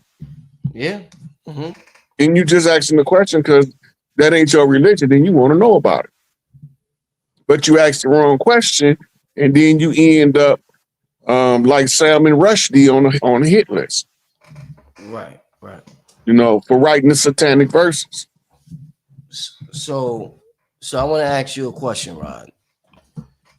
In terms of, and I'm gonna do a show. I'm going to do a show, family. I'm going to do a show on the the black metaphysical community, or um black spiritual conscious community, and how it's become so soft. It's become too soft for for the truth, or too soft to grow. What I mean by that, every time I do a show like tonight's show, and I see somebody posted in the chat, and this is not the first time, if I'm not just talking love and light language, people will automatically say, this conversation is low vibrational. You know, there's a lot of conversations. And I got to tell you, Ron is laughing. We're never going to get anywhere if we don't have tough conversations. If you don't have tough conversations with your children, they will never grow. If you would never have tough conversations, low vibration, if you don't have low vibrational conversations with your mate, you will never last. If you never bring up, hey, why do you do this? Or hey, why do you do that? Or hey, y'all will never last. So these are people that usually don't have anybody. And we need to really grow up. I don't know what happened with the whole metaphysical movement, where anything is like, oh my God, why are they saying that? Like, yo, it wasn't like that back in the early 2000s. I don't know what happened, but it's like that now. And we got to cut that shit out. There's a whole lot of tough conversations that need to be had in a responsible way. Today was extremely responsible. I know a lot of y'all wanted blood. We didn't give y'all blood, but we were responsible. And now look, this is where the disconnect came in. Yeah. Everybody was going through a period where it was all about the love and the light. Right? But the problem came in when they forgot. The light came forth from the triple darkness. The order came from the chaos. It ain't the other way around. And as soon as they forgot that part, it broke the metaphysics of the understanding of the love and the light. Okay. So now they got a one-sided view of the love and the light. Just because you love your child don't mean that you ain't supposed to discipline them. Right? Just because you love your neighborhood don't mean that you ain't supposed to clobber somebody for pushing that old lady down. Just it's a balance to it. And as long as you're trying to escape the balance of the low vibration and the high vibration, you the lowest vibration it is. Because it's a balance between the two. If everything you encounter is low vibrational, you're the only one common denominator. You go in places that's low vibrational because you carry the low vibration. And you want to justify your lower frequency by challenging whatever it is as being low vibrational so you don't have to deal with it. No, that's facts. That is super facts. And you know, like, yeah, so I just, I'm gonna do a show on it, Rod. I'm gonna do a show. I'm gonna talk about it. What I want to ask you, Rod, a couple of questions before we get out of here, and I want the people to ask you a couple of questions as well. Yeah, I'll probably ask one more question. What time is it? Well, we've been on for an hour and 30. I'm gonna ask one more question, and then I'm gonna let y'all ask Rod a couple of questions. Then we're gonna get out of here. I think tonight is a Super Bowl, Rod. Rod, it's the Super Bowl, my brother. Come on, bro. What we need to be doing? Tell me that. What we need to be doing, Rod. If the moon is super, you should probably feel super. Oh, right. All right. That's what I'm talking about. That's what I'm talking about. Hey, Rod, so check this out. So I know. Oh, let me put the comment up. That some people's gonna say it's low vibrational. We gotta have the conversation, family. Else we're never gonna evolve. Please, family. Let me see, where is it at? I first started out, I used to use a lot of profanity because that's the break in the in the psyche. The profanity is the break in the psyche, and people used to hear the profanity and they dip. I ain't want you here no way. I want the ones that want to hear somebody saying MF and F that, and we need, them the people I'm looking for. I ain't looking for the one that's so holier than thou that you can't hear the word fuck. Listen, Rod, Bobby talked about that. Bobby Hemmett talked about that all the time. He said, my curse words is going to separate who's supposed to be here versus who's not supposed to be here. And Rod, listen, I'm a move. Listen, I got plans because I see what this YouTube community is about when it comes to information and especially esoteric information. But yeah, Bobby Hemmett used to say that all the time. He said he cursed purposely for that. So yeah, Yeah, I hear what you said. that's just to break the algorithm. Yeah. It's like a stream of thought that people have when you use the profanity. That means you're not under the control. This is why they always, everywhere you go, you can't use profanity. They made it illegal to curse around women and children. You can only curse in front of fully grown men who's emotionally stable enough to take it. Now, ain't none of the men emotionally stable enough to take getting cussed out without it having to be some ignorance to it. You mentioned earlier about you and Blue Pill arguing. I don't argue. I can't argue. Right? So I just sit there and shut the F up. I'm going to listen to you while you trying to argue with me to determine if we about to fight or not. That's all I'm trying to figure out. Because if we going to fight, I'm just going to go punch you in your snack box. But if we're not going to fight, I'm just going to listen to your lecture. I don't want to, we're not finna fight. I'm just going to listen to your lecture. I'm not finna be tongue wrestling with nobody. I'm not finna do that. I totally hear you, Rod. But everybody need, like for instance, I tell guys, and they be asking me about I got this chick. The number one thing is if you in a relationship, your woman got to be able to say something to you that nobody on earth can say it to you without getting punched in the face, without it hurting your feelings. The only person that's supposed to be able to talk to you any kind of way and it don't bother you is that person that you sleep with. If they can't talk to you and say something that you would find offensive somewhere else, and you try to find the meaning in what they're saying as opposed to reacting, you ain't ready for no relationship. She got to be able to talk to you because she can spiritually see your blind spot that you can't see. And if you don't know how to tap into that frequency, you will always be at odds in your household. You can always be bickering at the top. Who the leader? Right?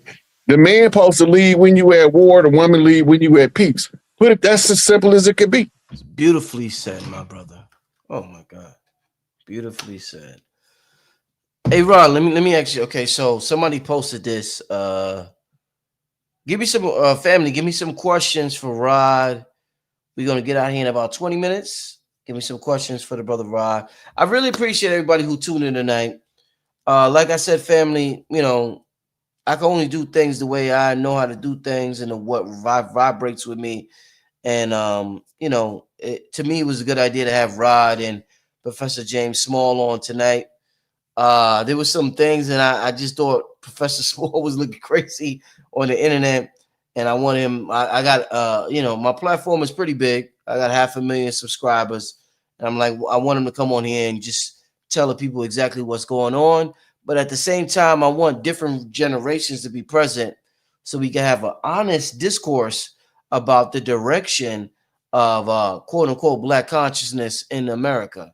So I believe we had that to a certain extent tonight. And I thank Professor Smalls and I thank Rod Hayes for participating. It was very enjoyable for myself. And I hope everybody was able to learn something tonight from what we had to offer. And there will be many more discourses as well. Rod, what I want to ask you about before the people ask you questions, because I seen somebody had wrote this, and I know this is I've seen this said, and I've thought this. So what is it? Lotus Scorpion. I'm assuming that's a girl with a name like Lotus. Lotus said, everyone waving their flags and lineage is cool, but as soon as foundational Black Americans follow suit, we're divisive. So this is what I want to say to you, Rod. I want to get your opinion. And so I noticed as a because so many people get offended by the word Black. So let me say the word Black. as a Black American, yeah, no, a lot. The more they beat me up, the more they come after me, Rod. The more come after. So as a Black American, when it seems like, let's say, let me give you an example. Let's say it's the Olympics and the Jamaicans win a race, right? It's all about Jamaica. The flag comes out, it's all about Jamaica. I feel as though Black Americans carry a sense of survivor's remorse where we celebrate, but we celebrate in the name of Blackness. So we say Black people, like we've seen Diddy at awards, and forget about what Diddy have done personally, but all our entertainers, when they get to the awards or when they celebrate, celebration shows who you truly are. When we celebrate, we always say Black people. We always talk about Black people, the fist. We're the biggest representative of the fist across the globe. Nobody else represents the fist like us. And we're always talking about Black people. Except one group of people. Well, let me say this. I'm not gonna get into it right now, but just go ahead. But it seems as though now we're like, fuck that. The same way everybody, and this is pretending to the question. The same way everybody waves their flags, Rod, and nobody says, oh, like let's say I got a lot of Haitian people I got a Haitian piano teacher. I got Ella Say Marie. She's Haitian. She's on the channel. She represents Haiti big. Beautiful sister. She's a channeler. She does magnificent work in the community, and she reps Haiti all the time. It seems as though when people rep their countries, everybody just accepts it. And everybody's like, oh, that's what's up. Yeah, big up to Haiti. But it seems as though when a Black American rep their, Black Mayweather, nigga, we the greatest at boxing. Hey, what? You niggas are being divisive. What did you just say? You're a Black American. We're African. It's like when we celebrate our individuality amongst the diaspora, we automatically get thrown into the African category. So if we're good at making beats, well, the drums come from Africa. But if the Haitians get good at making beats, oh, the Haitians are genius. So it's like, wait a minute. Why do they get called Haitians? They get called I'm giving you a perfect example of what you're saying. Wycliffe, what the fuck? Listen, Wycliffe is eclectic, but Dr. Dre is a nigga for life. Oh my God. That's what you talking about, right? Oh my God. Yeah, somewhat, and also somewhat Wyclef is celebrated worldwide as a Haitian. Dr. Dre is celebrated as a nigga. But when you really get to the core of it, they will break it down, dissect it as his genius comes from Africa. Nobody will say Wyclef genius comes from Africa. They will just give it all to Haiti. They will say the Haitians are brilliant. But for some reason, when it's us, we get broken down, dissected, and automatically goes back to Africa. But when we study Africa, they can't do what we do. They can't make the music we make. The inventions they haven't made the music, or they haven't done what we've done in the last 300 years. So it's like finally the survivor's remorse has gotten put to the side. And I feel like Black Americans is like, yo, we got an identity as well. And that's my only thing about it, Rod. I'm basing that on this question right here, Rod. So foundational Black Americans. How old is you, Brother Rich? 44. How old was you the first time you ever heard somebody say foundational Black American? Around the pandemic, let me see. Yeah, I heard ADOS, probably 2021. Okay. How long have we been African American? My whole life, I've known that term. Okay. Now, how long have we been calling ourselves Black? My whole life, I've known that term, and from what I study, a long time before that. Okay. Now, how long have we been Negro? Same as well. What about 200 years, Rod? 100? Now the question then becomes if our name systematically change roughly every 20 to 25 years. Sometimes the name revisits and comes back to take over the name. So the question becomes, we want to know, why is this division here? Who taught us to be divisive? It's tribalism. It's tribalism. This is the reason you hear me speak up for Angel Bay, and I'm not a Stone. You hear me speak up for Tookie, and I'm not a Crip. Because I understand the metaphysics involved, and I understand the war effort that they use. We are taught systematically the structure of the system. When they divide us up by region, by state, by school, because you got school spirit, you allowed to have school spirit, but everybody in the school that got school spirit can't get along. But when they go play another school, the school spirit is on display. This is the same thing with your flag. It's the same thing. It's all tribalism. It's rooted in the tribal cultures and the warring tribes. And as long as we don't see beyond that, we're going to redeem ourselves every 15, 25 years. And we're going to keep finding things that we don't agree with to divide us. The only thing that I separate anybody else's house is good Moors from dirty Moors. The good Moors don't move like the dirty Moors. So I have to distinguish them. And then when you go to a Moorish community, they distinguish the righteous Moors from the dirty Moors. So for me to ignore that, that's a whole nother animal. This is the fight for righteousness versus unrighteousness. And you got good people and bad people in every group. I'm diehard Larry Hoover, my chief. I can't get away from it. I can't pull that out of my brain. But there's some GDs I can't stand. Right? And there's some vice lords I love like brothers, and some Stones, and some Latin folks, and some Latin peoples, kings.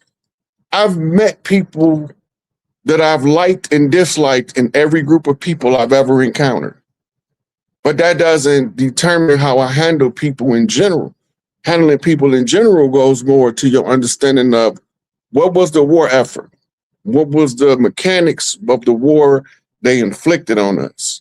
What did they use to diminish our ability to unify and mount a cohesive front against their military strategies against us? As long as we don't know we had war, all of the division will work. But as soon as we realize we had war, we're going to all go to war together. And we got to realize who the enemy is. The hard part is finding the enemy, because he hides behind other people so he don't get caught. But I caught his ass.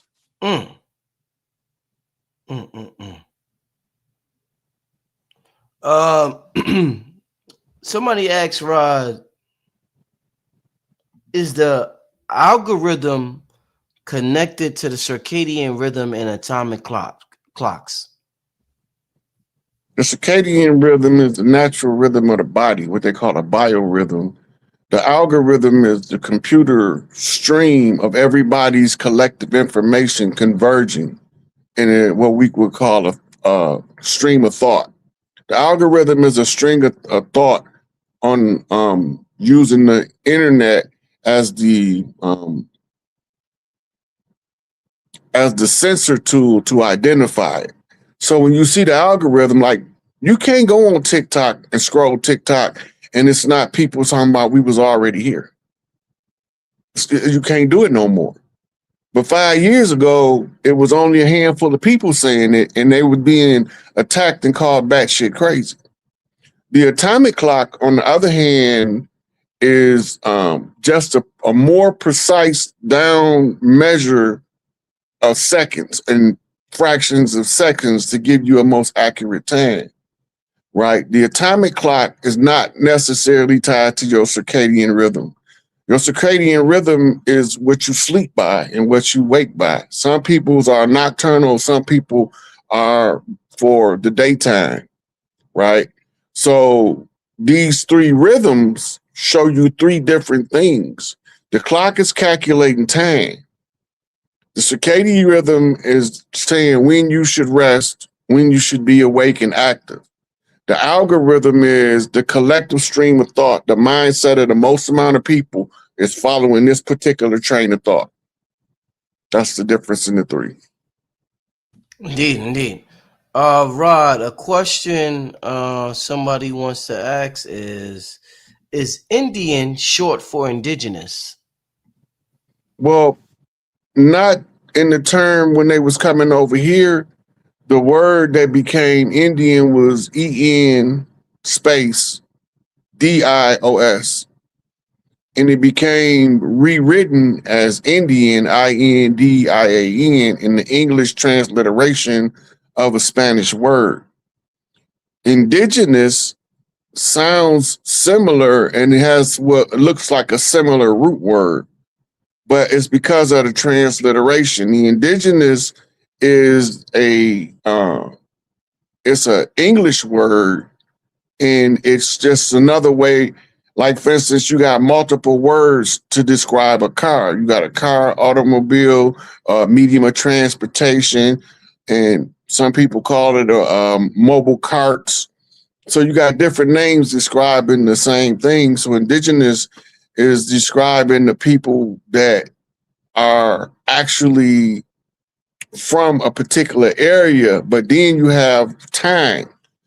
When you apply the time to the term will change because you will give it what's called secondary and trinary meanings, or second and third meanings to the underlying word. Indigenous used to mean the people that's native to an area. It don't mean that now. Now it means anybody born in the area they in is indigenous to that area, and that's not the same thing.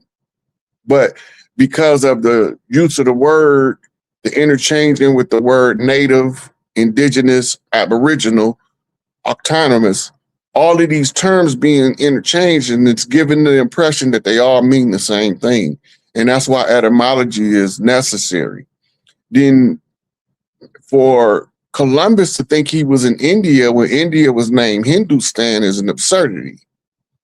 India wasn't named India to the 1900s. So when did they write the Columbus story is the $1 million question.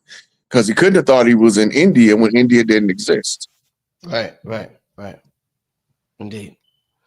Let's get to this next question, Rod. All right. Yeah. Can Rod talk about IAT?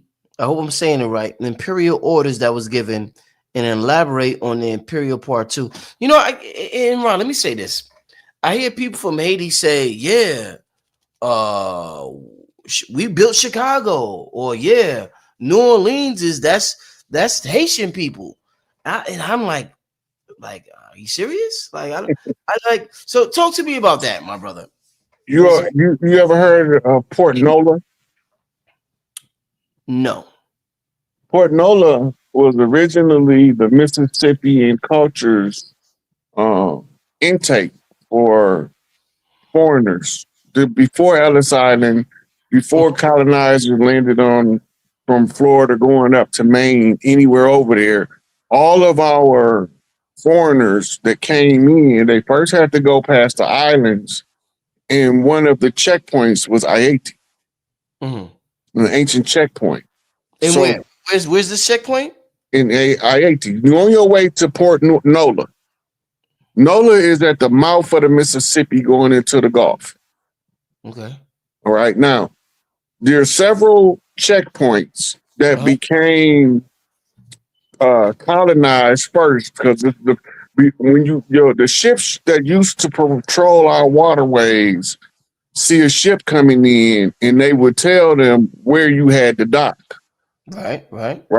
They don't want you to know that we had a navy in the old Mississippi. Most of them patrol the rivers. We was patrolling the rivers because we was transporting goods and services throughout the land. We used the river and the waterways as highways. That's why a lot of the cities, the city's ground has been raised in order to lay a foundation over top of what was riverbeds, cities like Venice. We had cities like that over here. And all of those were demoed and repurposed as modern cities. The people from Haiti was a security branch that governed the ocean around Cuba, Haiti, what's called Dominica, Puerto Rico, all of the islands. The command center was Haiti. That was the um, imperial headquarters for the Naval Guard, and they were tied to the people that's from New Orleans. They got a whole lot of similar culture when you get into the hoodoo and the voodoo that predates all of the Christopher Columbus, Western powers incursion into the land. They were already exchanging cultures. I think I might have told you this before on one of your other shows, but we used to send delegations to the islands from the mainland, and we used to trade food stuff. And the big mamas on the mainland would send, big mamas in the islands certain goods. The same was coming from South America. They used to do trade with the islands to make sure that the islander was always secured, because they was part of the naval military force that protected the land. Nobody's asking who taught all these Haitians military strategy to defeat Napoleon. Who taught it to them? They already knew. They was already warriors. They already had generals and commanders and all of this stuff long before Columbus came, right? And they were already doing business with New Orleans was the outpost. Everything coming down the Mississippi would stop at New Orleans before it go to South America or the islands, right? And from there, we would bring stuff in, and this is where the immigrants would come in at. That's why they call New Orleans was the training ground, and it was where you got temper tested to see what your mentality was like, so they know where you belonged on the land. Wow. Now, the reason why they claiming Chicago, because it wasn't called Chicago. It was something more like Chicago. Chicago was the name of it, and they saying that Jean-Baptiste du Sable, a Haitian who migrated through New Orleans, the same path as the modern current reigning pope, same birth line travel. They gave him credit with establishing Chicago, but he's not the one who established Chicago. But Chicago is an ancient metropolis. And it's just like we got all these cities with biblical names, and people use that to prove that this is a biblical land. Them names are named after 1492. There's not a biblical name over here that predates the Bible coming to this land. Got you. So when you name stuff after the fact, let's go back to what we was talking about, how the culture changed and what was being done in 1920s, and we trying to use 2025 lenses to see it, right? And that's where the problem come in at. So when they named all these places after biblical names, they was Bible fanatics, cross-dressing, pedophile priest cults. So of course they're going to name stuff after biblical reference, because they're trying to validate the Bible, and they trying to rename the land in order to validate the Bible that's not valid in America, nor the Quran. They even got Arab cities now. None of them are older than 1492. You can go look up all of their charters, because we didn't use charters to settle cities. Yeah, wow, that's fire. I really appreciate that answer. That answer explained a lot of things that I've been seeing on the internet. Yeah. So and another thing too, when we start getting the payout, Haiti got to get paid first. Yeah, you think so? I know they do. Why you say that? Because the last should be made first, and Haiti been catching the shitty end of the stick the longest. That's going to be controversial. People will say, okay, so this is the thing, Rod. Okay, so Haiti has to fight for its own rights, like we have to fight for our own rights. So if we're fighting for rights They're over actually here, doing it. They're actually doing it. Matter of fact, Trump just signed a bill to send all of the Haitian immigrants home. People that have been watching me for a while remember I've been saying Haiti don't want nobody down there that's not Haitian during the rebuild. They already aware of that. All of the places around the world is aware that only people that they'll accept help from is Africans. And it's particular Africans at that, and they particular about them. Because some of them they know to be sellouts, so Haiti don't trust them either. They only got certain ones they trust. And I'm leaning to believe that you're going to see some intervention from Traore by request of the United Nations, because Haiti not going to accept nobody else. So they're going to end up having to bow down and kiss his ass and beg him to go to Haiti in order to help Haiti. And he dealing with what he need to be dealing with over there in Africa. He don't need to deal with Haiti. But because the United Nations don't think the Haitians is qualified, but they totally qualified. They showed us that when they built this water irrigation system down there that the government didn't want the people to build, but the people knew they needed it, so they built it anyway. Right? So they got a guy down there now. I called him the son of Dessalines Barbecue, Cherizier. He is part of the unification front in Haiti on the boots on the ground. Like, they keep calling him a gang leader and all that stuff because he was a former police officer. When he found out the fraud, he took sides with the Haitian people. So now he a champion of the people. The CIA and the deep state wanted him dead. And now they can't get to him because the people love him so much because of the work that he's doing for the people. And now they send making it where the children of Haiti, the Haitian diaspora, the ones that left, are going to be required to come back home to rebuild. And they don't want foreigners. They want as many Haitian people to come home first before they accept foreign help. Wow. Okay. Let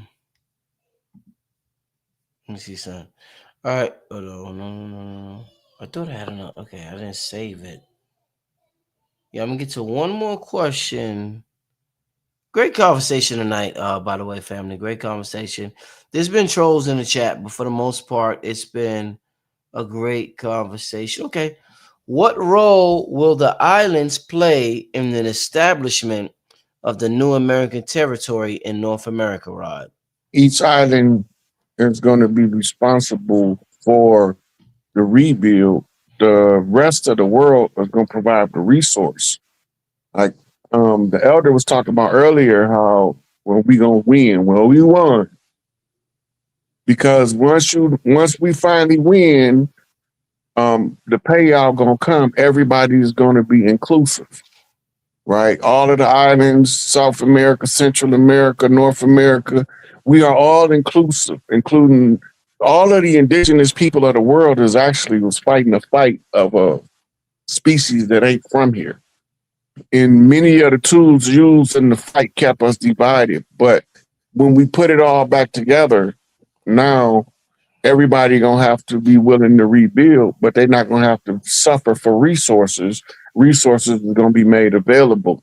It's like they've been strangling. Like, for instance, you can go to Mexico in the almanac and you can see how much oil they produce, and they should be right on tier economically with Saudi Arabia, but they not. And then look up their nickel, cobalt, they different minerals that they produce, but the people not reaping the benefit of the wealth of the land, right? The elder said something earlier about this land over here being depleted. No, it's not. It's not depleted, but it's not put into public circulation. The majority of the wealth of the land is held in trust for the people. But they will give you the impression that there's no wealth in America. But if there was no wealth in America, everybody came to America. from Africa, Europe, Asia, and everywhere else. So if it ain't no wealth over here, why are they all coming over here? Rod, With their Rod, hands out. that's the biggest game in town is that America don't produce nothing. Africa, everybody, but everybody's coming over here. You know what I'm saying? So we want to give up some. Imagine if they want you to give up a piece of jewelry that everybody in the world wants. Imagine, Ron. Imagine if you had a pinky ring, right? Everybody in the world, yo, where's Rod's pinky ring? And they're trying to convince you to give up the pinky ring because it's not worth nothing. Like, it's the biggest hustle in the world to give up a land that everybody else wants to come to. That's just how I look at it. Yeah, well, that's because as long as the original people is not actively asserting their birthright in the public domain following the oral tradition of the tribes, then we ain't going nowhere. We just stuck.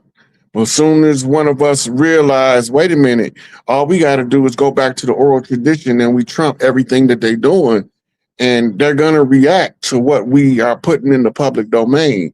When we hijacking the algorithm, telling everybody, and look, we already know y'all was full of shit. We've been here the whole time.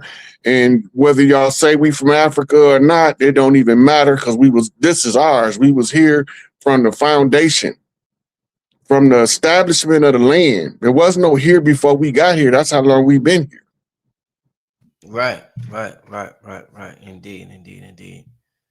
And your birthright is going to supersede any reparations that they could offer you. Indeed. King Simon said, will we ever do it, Rod? It's already being done. You just ain't realized it yet. Yeah. It's already in the process. We in the last final phases of the transfer of power from the old regime to the new regime that's emerging from out of the ashes of the dead old regime. This was a baton race, a relay race. Yeah. From elder to youth, And so that's why my mama used to keep me always up under old people all the time. I said, why I can't go play with the rest of the kids? Because you got to help me take care of so and so. Oh man, we'll be around all these old people smelling like mothballs and candle wax. But it turned out they was telling me stuff the whole time. Yeah. Well, listen. Yeah, King Sam. Yeah, King Sam said Bobby Hemmings said we already won. Indeed, King. Indeed, King. Indeed. Bobby Hemmings said that all the time. We already won. All the time. Hey, Rod, man, listen, man. I want to thank you for this is the last time I'm gonna have Rod on this year, 2020, what we call, they call this 2025, but in terms of what they called this year, this is the last time Rod will be on this year, December 4th.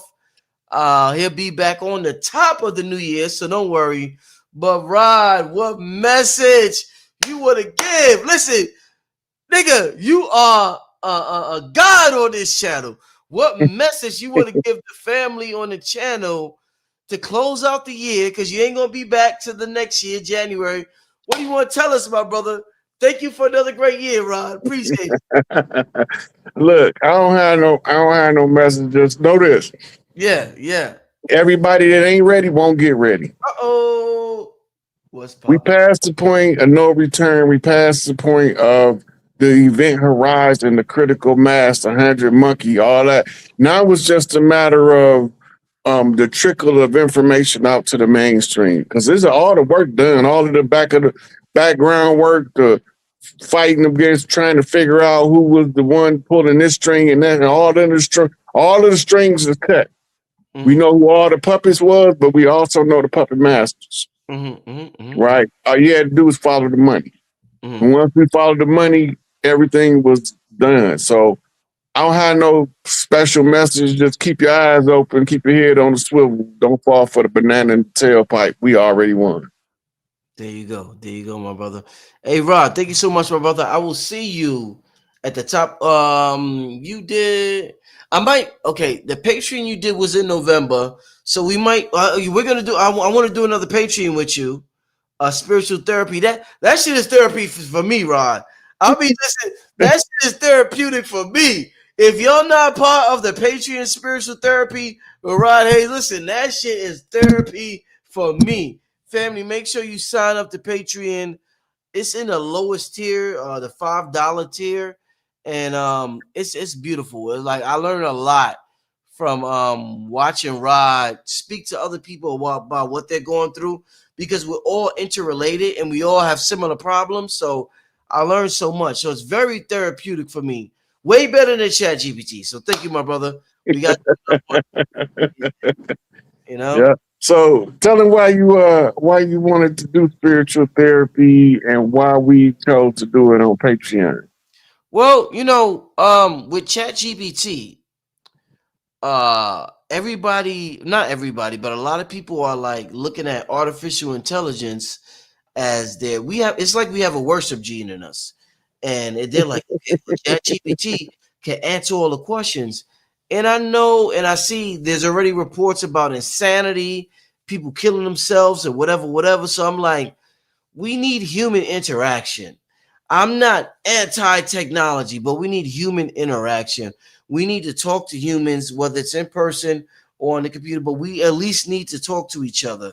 And the thing about you, Rod, is that you're definitely top 3 people I've met in my entire life that I feel that's tapped in to the Akashic realm. And I'm like, is this nigga? I told you before, you so tapped. I'm like, is this nigga just making this shit up? I'm like, what the fuck is this nigga talking about? But It I'm do be like, sounding like that till I yeah, send you the receipt on it. yeah, exactly. And I'm like, this dude is tapped in way more than my imagination can ever fathom. So I'm like, this dude is a serious channel on earth, a serious piece on earth, and me being in my position, I really got to push this brother out there because there's not many handful of brothers on billions of people that's like this is a special one right here. So and I want it to be uncensored. I don't want to be constrained by certain things with YouTube. I want people to we got some weird ass questions, Rod, and sometimes if there's like there's 2,000 people right here right now, right, Rod. So if there's 2,000 people, some people may feel intimidated to ask a question. But if it's Patreon, there's only 40 people there. They're like, well, a ghost touching my titty. What should I? And that was a question.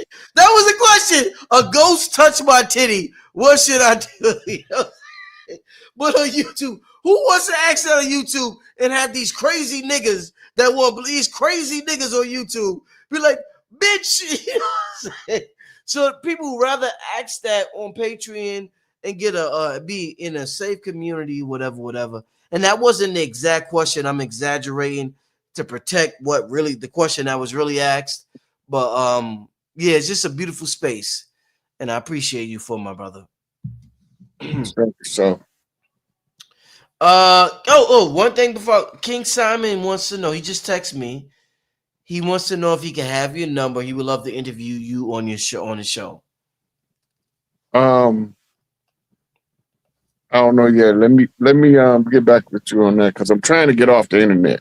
Yeah. I told you I got a couple people that were trying to get me on do shows, but it's right now primarily focused on you and Young Elder because y'all the first 2 I was started with. Right. So I don't really want to book nobody else right now. Unless it's just something with the energy. I got to feel it. So maybe when I talk to you and him behind the scenes, we'll figure it out from there. Yeah. You know, you've been telling me that for weeks now. You was cutting down. You kept telling me. And shout out to Young Elder. Brilliant show I did with the brother about a month ago. You was telling me, yo, Rich, I'm just doing you and Elder right now. So yeah, it's nothing about King Simon. You've told me that for about a month now. At least. Yeah, at least. Exactly. It's probably been a couple of months. Yeah, exactly. So, hey, Rod, I want to thank you once again, my brother. Before the year ends, gotta do another spiritual therapy. I need it, and I know the people need it. So I'm gonna talk to you about that. But brilliant show, my brother. I really appreciate, really appreciate tonight's show. It made me feel good for 3 generations to just kick it about what's going on with America. A struggle, yeah. Our struggle is layered, and Yeah, our ability to see through it has took us waves of elders like Dr. Smalls, Dr. Clark, Dr. Bean, peeling back books and cracking open information that many of us didn't even know a lot of the information was there. And then, but most of us got to realize every one of these elders, knowingly or unknowingly, has left tribal code because it's wired in our DNA and it's part of the way we think. A good example is I was reading Chancellor Williams' Destruction of Black Civilization. Right. I got about 80% through the book, and he started talking directly to me. I'm looking around like I can hear him. and what he wrote was, he said, okay, we done did all the work, and we done put it all together. Now it's up to you to take it from here. We done did our part. Wow. I'm like, how the hell is he talking to me? I ain't nobody. I'm just a guy reading the book, but why do I feel like he's talking to me? And that's how you know when the elders is leaving the message for one of us, and we on a particular path, that message come, like for instance, the dream I had with a book in it. I have to get out of, I have to find this book. I don't know what, and then I find the book and I'm like, my mind blown. Yeah. You know, so we get messages. No, and all of us don't know how to interpret them. That's the most, we don't know how to interpret them, Rod. So I'm glad for brothers like yourself, King Simon, Lord Strayhorn, Bobby Hammond. So many people have helped us to interpret messages or whatever. The ultimate interpreter is ourselves, and I'm glad we had this show, Rod. I'm glad we had this show. Thank you so much, brother. Rod, I'm gonna talk to you soon, my brother. For sure. Yes, sir. Peace. All right. Shout out to Rod Hayes family. I will be back. I might be back tomorrow. Night. I'm going to have that channel panel. The channel. Remember I told you I want to have the channel panel with channelers on it, the young up and coming channelers. I want to have a show with the young up and coming channelers that I've had on the show. And I might, tomorrow may be too soon to have it, but just stay tuned for that. Know that's coming up. Know the channel panel is coming up. Know that's coming up. But I'm not sure I'm gonna have a show tomorrow, or Saturday. It's gonna be either tomorrow or Saturday. You know what I'm saying? But listen, family, I gotta do a show now on how soft our community is becoming. I've talked to that me and King Simon. Shout out to King Simon in the chat. King, you there? King, are you there? Where's King at? King is my brother. King is my Jamaican brother. I actually I argued with King and Blue Pill earlier this year about the topic of the show tonight. I argued with both of them. I gave you and Blue Pill that work. I'm fucking with y'all. King, I gave you and Blue Pill that work. Let me watch it. Let me see what King say. Let me see what King, I gave you and Blue Pill that work. Let me see. You gotta have fun with your brothers, man. But somebody said, King just laughing. Yo, somebody said, Rich, my cigar is too fat. I can't light it. Hey, that can be a pause-worthy moment. All I'm gonna say is yes, you can. It's meant to last. You know what I'm saying? The metaphysician is meant to last. So, King metaphysician, you got to cut this. I would say anybody who gets a cigar, watch a video on how to cut a cigar on YouTube. Everybody, if you ever donate and get a cigar from me, watch a video on how to cut a cigar. You cut a very tiny piece off of the cigar and you light it. But get a good light. Have a good lighter, a torch lighter. Have a torch lighter, all right? Have a torch lighter, and you will definitely be good. All right. Let me scroll down. Let me scroll down. What you talking about? Tobacco Road Rich strikes again. Yeah. Oh my God. Yeah, the pause. Yeah, yeah, Queen. This is a listen. We have children watching this. We have children watching this show, and I may curse occasionally, but come on, Queen. We have children watching this show, and because of the way the digital thing works, I don't even know if you're a man or woman. That's why I never ever argue with people on the internet because you have no idea who you are talking to. So this is why I have psychological immunity on the internet, and I'm able to move how I move. Yeah, the cutter. Yeah, there's a cutter you could buy. Yeah, definitely. Yeah, you cut it a certain. You buy. That's if you really invested in cigars and you want to make it a regular thing where you buy cigars and light them for ritualistic purposes. Invest in a cutter, $10, $20. You know, but yeah. So I said, get them cigars, y'all. Yeah, I'm actually low. Listen, I'm actually low on cigars. So that's why I've been kind of quiet. Oh, I'm not even. Yeah, somebody said, Rich, they asking for the Patreon. Yeah, I'm not even looking at the. Sometimes the chat moves so fast, I'm not looking at it. The Patreon link isn't available yet. It will be available probably next week for me and Rod, but it's not available yet. I would just say keep in touch, and I will let y'all know what's going on. You know what I'm saying? I would definitely let y'all know. Well, my son, I just told him not to come on the camera. He want to be on camera so bad. He want to be on camera so bad. Look at my son, y'all. Look at my son. Look at my son, y'all. Look at my son. Now, my son, yeah, we was having this conversation tonight. My son, I'm FBA. I'm what they would call FBA. My son is mixed with Jamaican rum and whiskey. So what that? Who said that? Who knows what I'm talking about? If I say my son is mixed with Jamaican rum and whiskey, what rapper? What rapper talked about that? I'm mixed with Jamaican rum and whiskey. What rapper talked about that? Do y'all know what I'm talking about? Yeah, I get that's like a rap reference. I just want to see if y'all know what I was talking about. Biggie, yeah, Biggie. Because Biggie, you gotta remember, and Biggie is my favorite lyricist of all time. Biggie mom was Jamaican, and his pops was black. All right, guys, Eric, go ahead. Yeah, and Biggie said that, but that was a dope line. So I just be saying that sometime, with my son. But shout out to my son.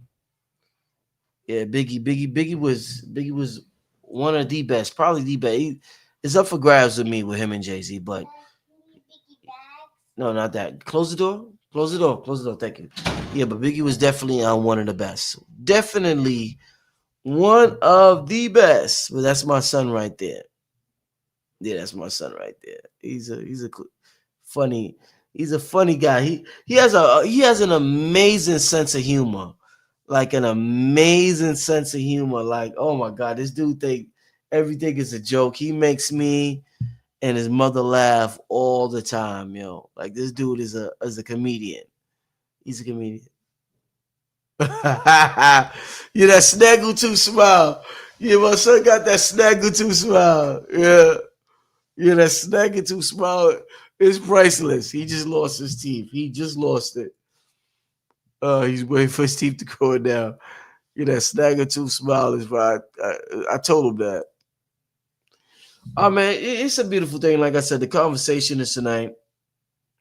I want us to all be appreciative of who we are, and at the same time, understand we all belong to the same, family. And that can be dangerous to think like that. Because like Professor Small said, every organization that ever began got infiltrated from the inside out. So maybe that's not the way. I'm learning too. I'm learning like y'all learning.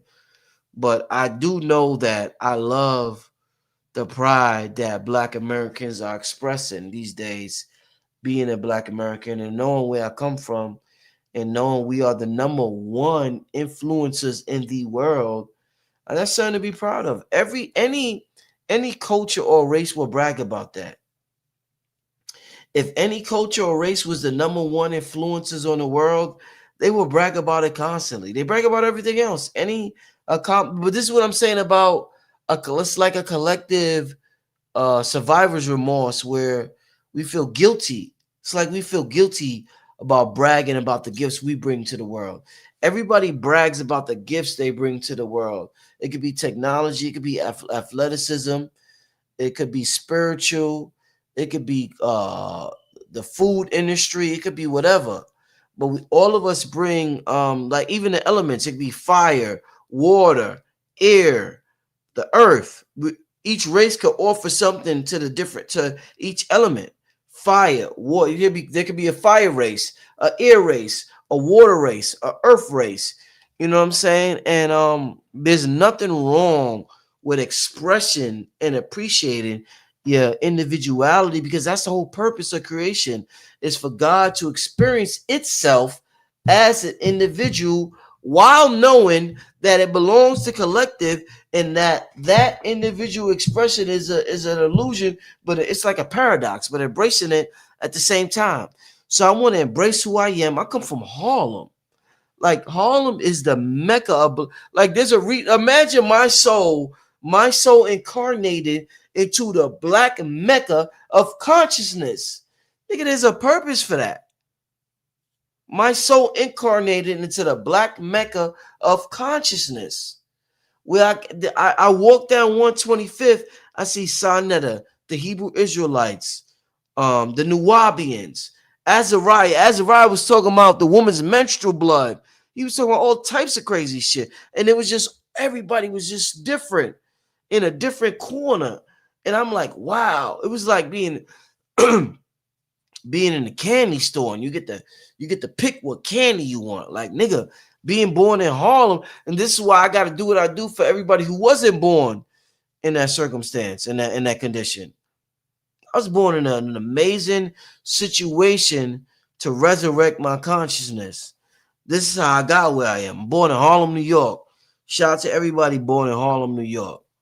The black mecca of conscious, the mecca of black consciousness.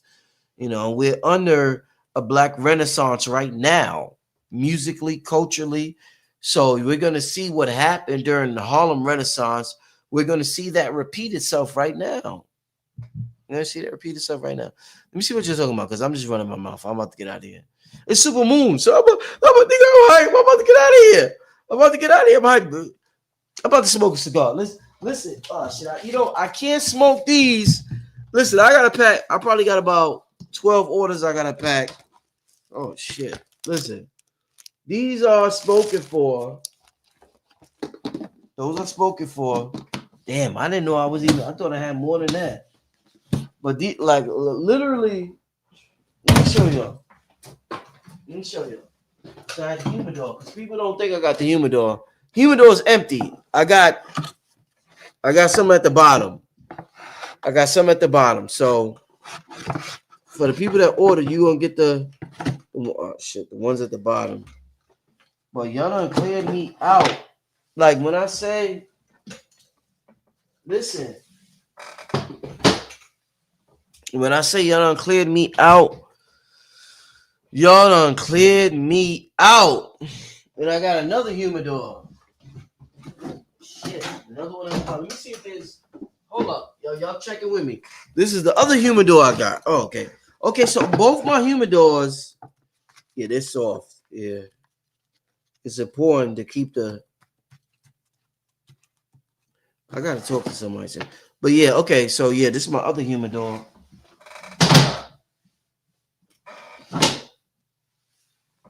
Yeah. Oh, no, I'm checking. But somebody said I never smoked a cigar before. Yeah, you don't even have to smoke the cigars. You don't ever have to smoke a cigar. You can light it in the aroma. It could be like an incense. You could use a cigar like an incense. You don't even have to smoke it. Like nobody really inhales a cigar. I've done it before. And my stomach hurt and shit. It wasn't horrible, but I wouldn't advise it. Like these cigars here, because you got to test your product. You got to see what it's about. And I'm like, I inhaled it deep into my stomach, and it was good for a second, but it was harsh on my stomach. It was harsh. It was a little harsh. That's all I'm saying. It's nothing like dangerous. Like, oh my god, what it was. It was just it was harsh on my stomach. It'll be harsh on your stomach. It'll be harsh on my stomach. Let me see what y'all talking about. Oh, great show. Oh my god, great show tonight. Yeah, this is what I'm talking about. Jen B said pure tobacco is part. Jen B, you don't know what I have to go through to get that. You don't know where that comes from. Like Jen B, because I haven't seen your name before, but that's not from America as we know it. It's from Honduras. So that tobacco was cultivated differently. Totally differently. Totally differently. Yeah, amazing show, definitely. Definitely. Yeah, somebody said that tobacco is great for clear negative energy. Yeah, hands down. Hands down. It is great for clearing negative energy. I mean, it's great for that. I mean, it does an amazing job at that. Amazing job at that. Amazing job at that. Somebody said put link up for ordering cigars, please. Not today. I'm not trying to say that to be mean or anything, but I'm just real low. I wasn't even gonna bring it up today, but I'm just real low on product and I got a lot of orders, and I feel as though if you really want it, I'm going to Honduras next week. Let me just say that. I'm going to Honduras next week. So if it really touches your spirit, you will stay in touch with the channel and find out how to get it within a week or two. But that whole order right now, like I don't want impulse buys are good. I don't mind impulse buys. That's amazing. It shows what type of great salesman I am. But I'm more interested in you being interested in the cigars in a long-term way. And so yeah, and I'm not doing it purposely to show you a lesson, but I'm just real low. I'm real low. So I'm going to Honduras next week, and I will have more. And it'd be dope if anybody who's interested. I don't have a link tonight for y'all. There is a link. If you click on it, I'm forced to honor your sale, but I'm just so low. I don't want to influx or overload of sales that I can't fulfill. I already have sales. I'm going back about 2 weeks now. I'm trying 2 or 3 weeks. I think about 3 weeks. And I'm making sure some people that I didn't get to and I got to, and I'm proud of that. But I know I'm going back 3 weeks, about 3 weeks now. So I want to make sure I get to everybody and make sure they get taken care of. So yeah, I'm going back to Honduras when I'll let y'all know. I'll let y'all know.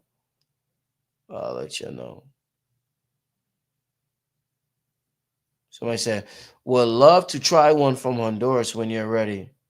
Yeah, definitely. Like I said, just stay in touch with the channel, Gen B. And I've been talking about it for months now. I got them in September, and I've been telling people about them. And I mean, it's changed people's lives. I got family. I got testimonials. You know how when people get testimonials, they show them immediately. I got about 18 testimonials I have not rolled out yet. From your favorite speaker's favorite speaker. I got testimonies from Rod Hayes, B-Dell. I got testimonies from the average, a person just ordering. I got testimonials coming from everywhere. So, but I just, it's been the support for the cigars has been so big that I haven't even gotten to that yet. It's been beautiful to be a part of this process. Family, it's beautiful to be a part of what we're going through. We're under a renaissance. We're watching terms like African American die. We're watching we're watching terms that we lived under our whole lives die right in front of our eyes. Right in front of our eyes. It's a unique time we're living in. All that represents is a time of change. I'm not saying it's good or it's bad. All I'm saying is it's a time of extreme change. When something has been over a group for 30, 40 years, and then it just dies within 5 years, it's a time of extreme change. That term is dead. It's dead in the waters. And yeah, times is changing. I'm thankful to talk to the elder and Rod Hayes. Let me get to a couple more questions and I'm gonna get out of here. New Diamond said, Rich, when is the next event? I'm not sure. New Diamond, shout out to New Diamond. New Diamond's always support. Wonderful sister. Make sure you support her channel. She has a YouTube channel, New Diamonds. I've been, peeking here and there. I think the video that stood out the most, that just jumped on my timeline feed, was the one she did on 3i Atlas. That shit just, I never seen a video of hers jumped on my timeline feed, but that one.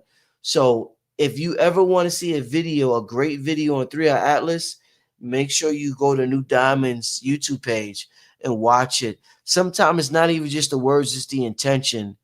This motherfucker might be from 3i Atlas, because the way she was breaking that down, she might, what Bobby Hemmer used to say, she might be from 3i Atlas. Like, she was like really just had a connection with the information. And we see so much intellectual information, but the connection New Diamonds had with the information about 3i Atlas, it was a little different. You could feel it. So make sure y'all check out that video. Somebody said, now it still says Black or African American or these. Yeah, I mean, it's gonna say that. But you know what? We're so powerful. The job applications follow us. When we decide to be called to something different, the job applications will reflect that. You remember, reality is all spiritual. It's all based on your belief system. And the ethers bend to your will. The ethers, when we talk about reality and waveform reality, that's the ethers that our ancestors talked about. It bends to your will. When we collectively decide we want to be called something differently, reality will reflect that. This is why Tariq says all the time, we're going to get debt reparations. People are like, how the hell are we going to get? He'd be like, we're going to get it. He'd be like, if we're focused on something, we get what we focus on, because that's the metaphysics of it. The metaphysics of it. And this is why media is the biggest thing on the planet. People like, oh, you niggas just talking. Them just talking programmed us. A lot of them talking. They did more than that, but a lot of their talking did a magnificent job. The talking of our rappers did a magnificent job on us. Our rappers talk so much that our youth think that there's something that they're not, because our rappers did a hell of a good job talking. So, well, let me see something. What's this here? Well, I forgot to order something. Yeah, but I mean, it's something, y'all. Listen, I gotta get out of here, family. It's super moon. It's about to be midnight. I appreciate all y'all for tuning in. me see where y'all at. What y'all talk about? Somebody said he's making colonization of Africa sound like a fairy tale. I can see your point. I can see your point. I don't think he went in so thoroughly that he made it sound like a fairy tale tonight, but the overall picture of Pan Africanism, I can see what you're saying with that. I can definitely see what you're saying tonight. And the elder is going to feel how he feel, I think, to the day he leaves this earth. And I think that's how it is with a lot of our elders, not just with Professor James Small. And they deserve to feel how they feel. They've been through a lot, and that's their era.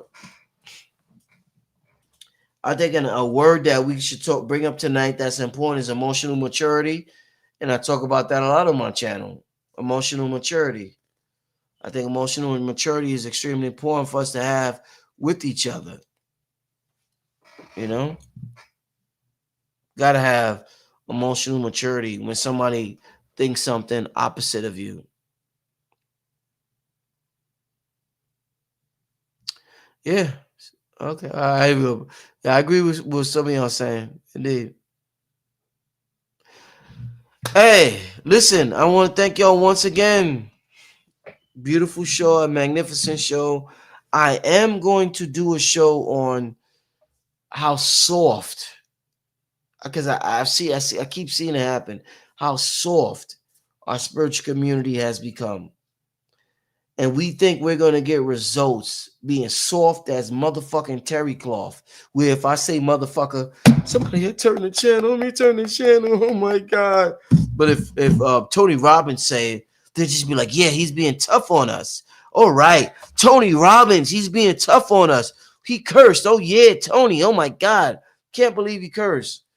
But we have become so soft with the message we have given to each other. And it wasn't always like that. We have to talk about these things. We have to talk about these things. Family, we also have to talk about, when I have the conversation about the whole gender division.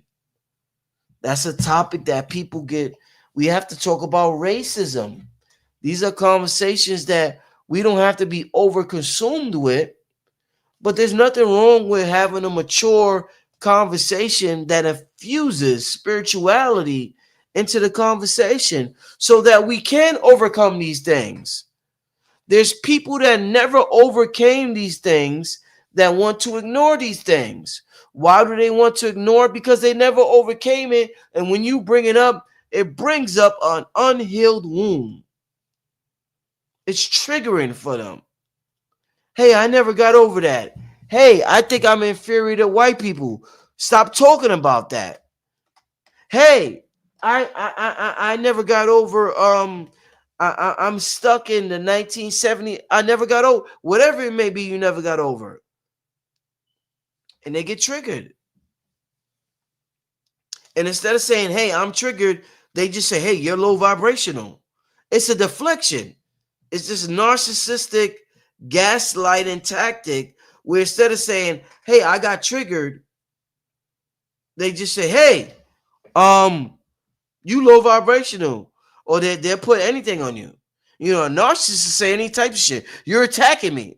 They'll say you're attacking me. You say some shit. They'll say, "Hey, you're attacking me." It's like when we talk about police brutality, they'll be like, "You hate police." I don't hate police. I just don't want y'all killing niggas with immunity. Let me say this. Let me say this again. Hold up. Let me say this. For everybody listening, I do not hate police. I just don't want y'all to kill niggas with immunity. That's all I don't want. And sometimes, a lot of times, most of the times, with the history of this racist ass country, it seems like you have immunity when it comes to killing, particularly niggers. And I don't want to keep YouTube. I can't. If I keep saying it with the hard R, YouTube would think I'm being racist and then demonetized. So I got to be careful. But I'm trying to make a point. But yeah. So it's like, it is what it is. It is what it is. Yeah, so but listen, I appreciate everybody. Like I said, it's a super full moon tonight.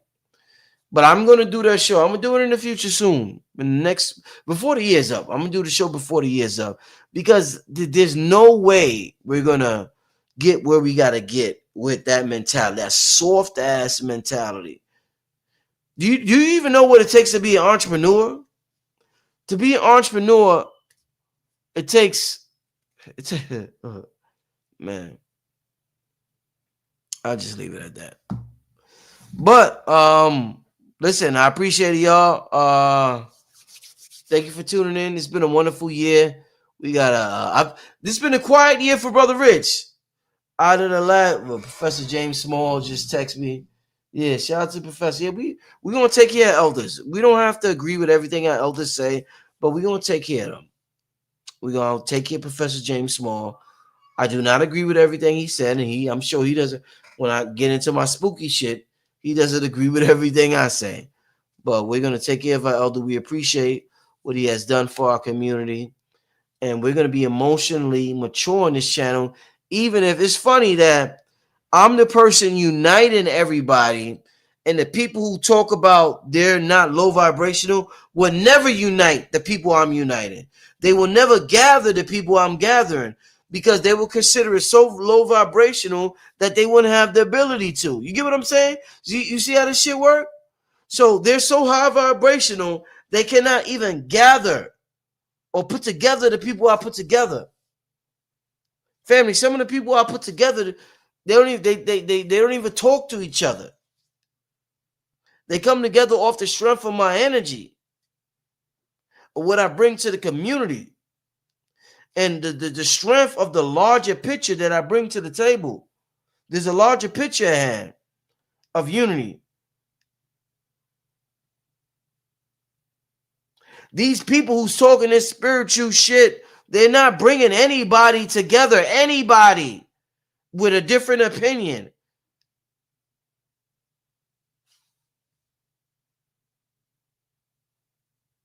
You know how many collaborations I bought through?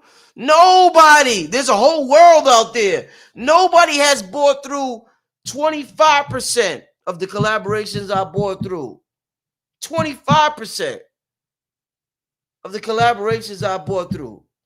From Bobby Hammond and Panic, I bought Billy Carson and Phil Valentine on a show to talk about flat earth, round earth, no argument, straight mother effing scholarship, and I bought the best questions that I had available. Niggas can't do that. They bring somebody together, it's just a shit show. That shit was scholastic. It was intelligent. It was scholarly, whatever. We had a great time. We enjoyed each other's presence, and they both thought differently. It was called Quantum Perspectives. Billy and Phil. Come on, man. Don't tell me about low vibrational. You niggas ain't bringing nothing, ain't doing nothing. Like I said, they can't even, they wouldn't, like, these are people who don't have relationships in this world. If you have relationships in this world, family, you know people think differently from you. You accept it. Just don't impose that shit on me. This how I move, family. I got friends that still in the streets. Nigga, okay, you do that. Just don't impose that shit on me, nigga. And I'm talking this way for a purpose. For to let you know I'm, whatever, a little seasoning. But yeah. Yeah, y'all. Let people be who they are. As long as they're not imposing that on you, you can have an interview or and it just depends. You got to make your own decision, because sometimes shit is just a little bit too much. You know what I'm saying? Sometimes shit is just a little bit too much. You know what I'm saying? But yeah, man, I got a lot of relationships with people who are into different things, and I respect it. And sometimes they don't always respect what I'm into. For some reason, consciousness gets respected last, but you know, They gotta learn to respect it, or they just can't fuck with me. You know what I'm saying? But we gotta have emotional maturity in this thing, family. We gotta not be out for blood on the internet. This is not the fucking Roman Coliseum. We love Mandingo fights, no matter how much we say we don't. You know, we see a good fight, we clicking on that shit. If I tell y'all Wayne Chandler's meditating, showing y'all how to do the horse dance, I'm not gonna have 2,000 people in here. I'm gonna have 600 people in here. But if it was another community, I might have more. I've met so many people. Let me tell y'all this. I met so many people. Y'all know how long I've been in this game. You know how many people told me to cater to white people? And I keep saying this. You know how many do y'all know how many people told me to specifically cater to white people?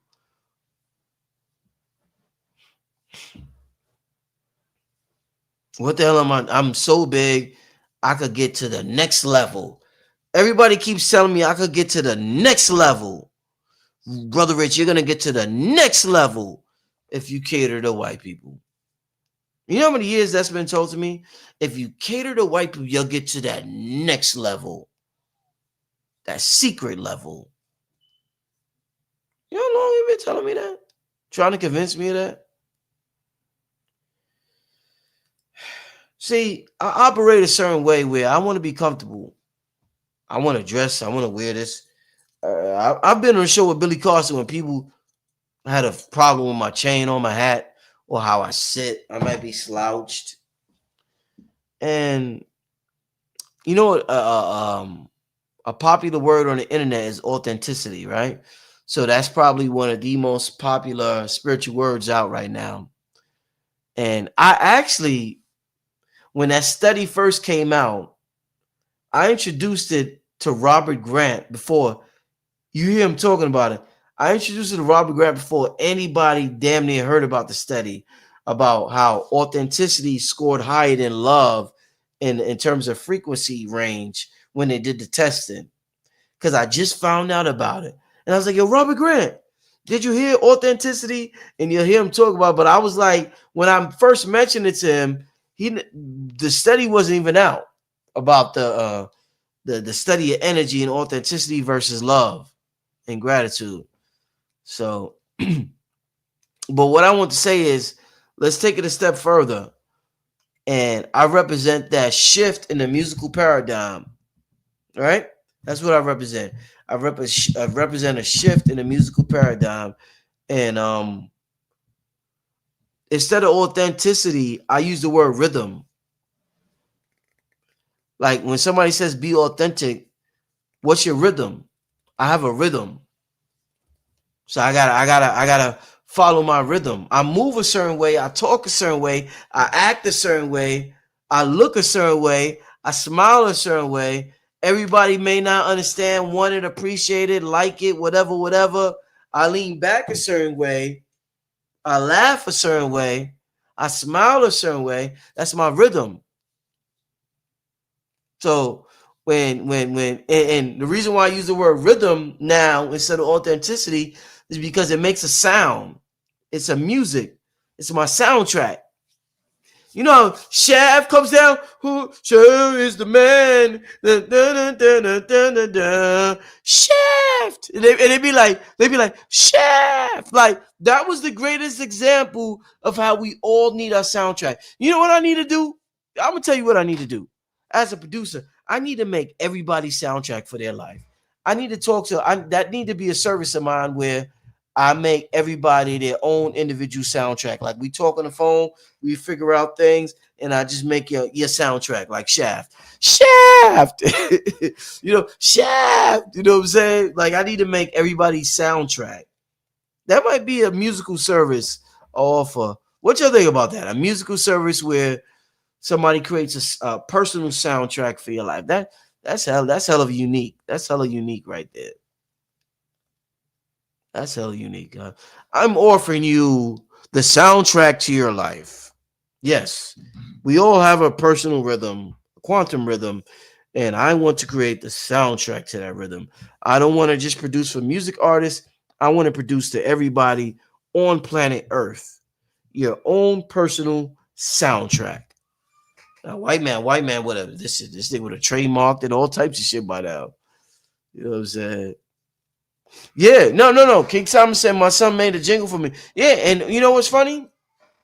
I had a song for my mom when I had a song for my mom when I was young, and I would say, "This is my song." I'm gonna tell you something personal right now. All right. So this is my song to my mom. I made it when I was like 5, 6, 7, but I was singing to her. And then when I sung it to her, I see how happy she was.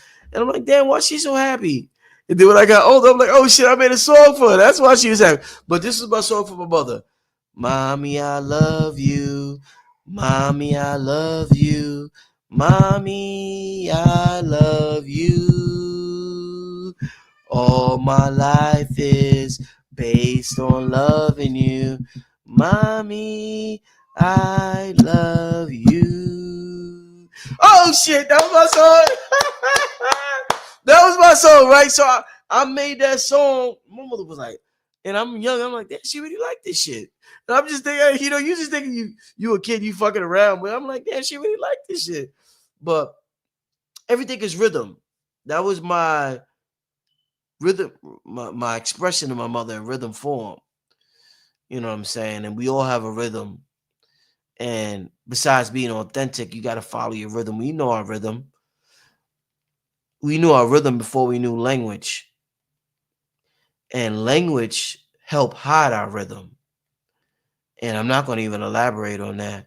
I'm going to do a show with Dr. B in the near future. But I will say, let me say this again. Language help hide our rhythm. The language we speak help to hide our rhythm. So, something really ponder about.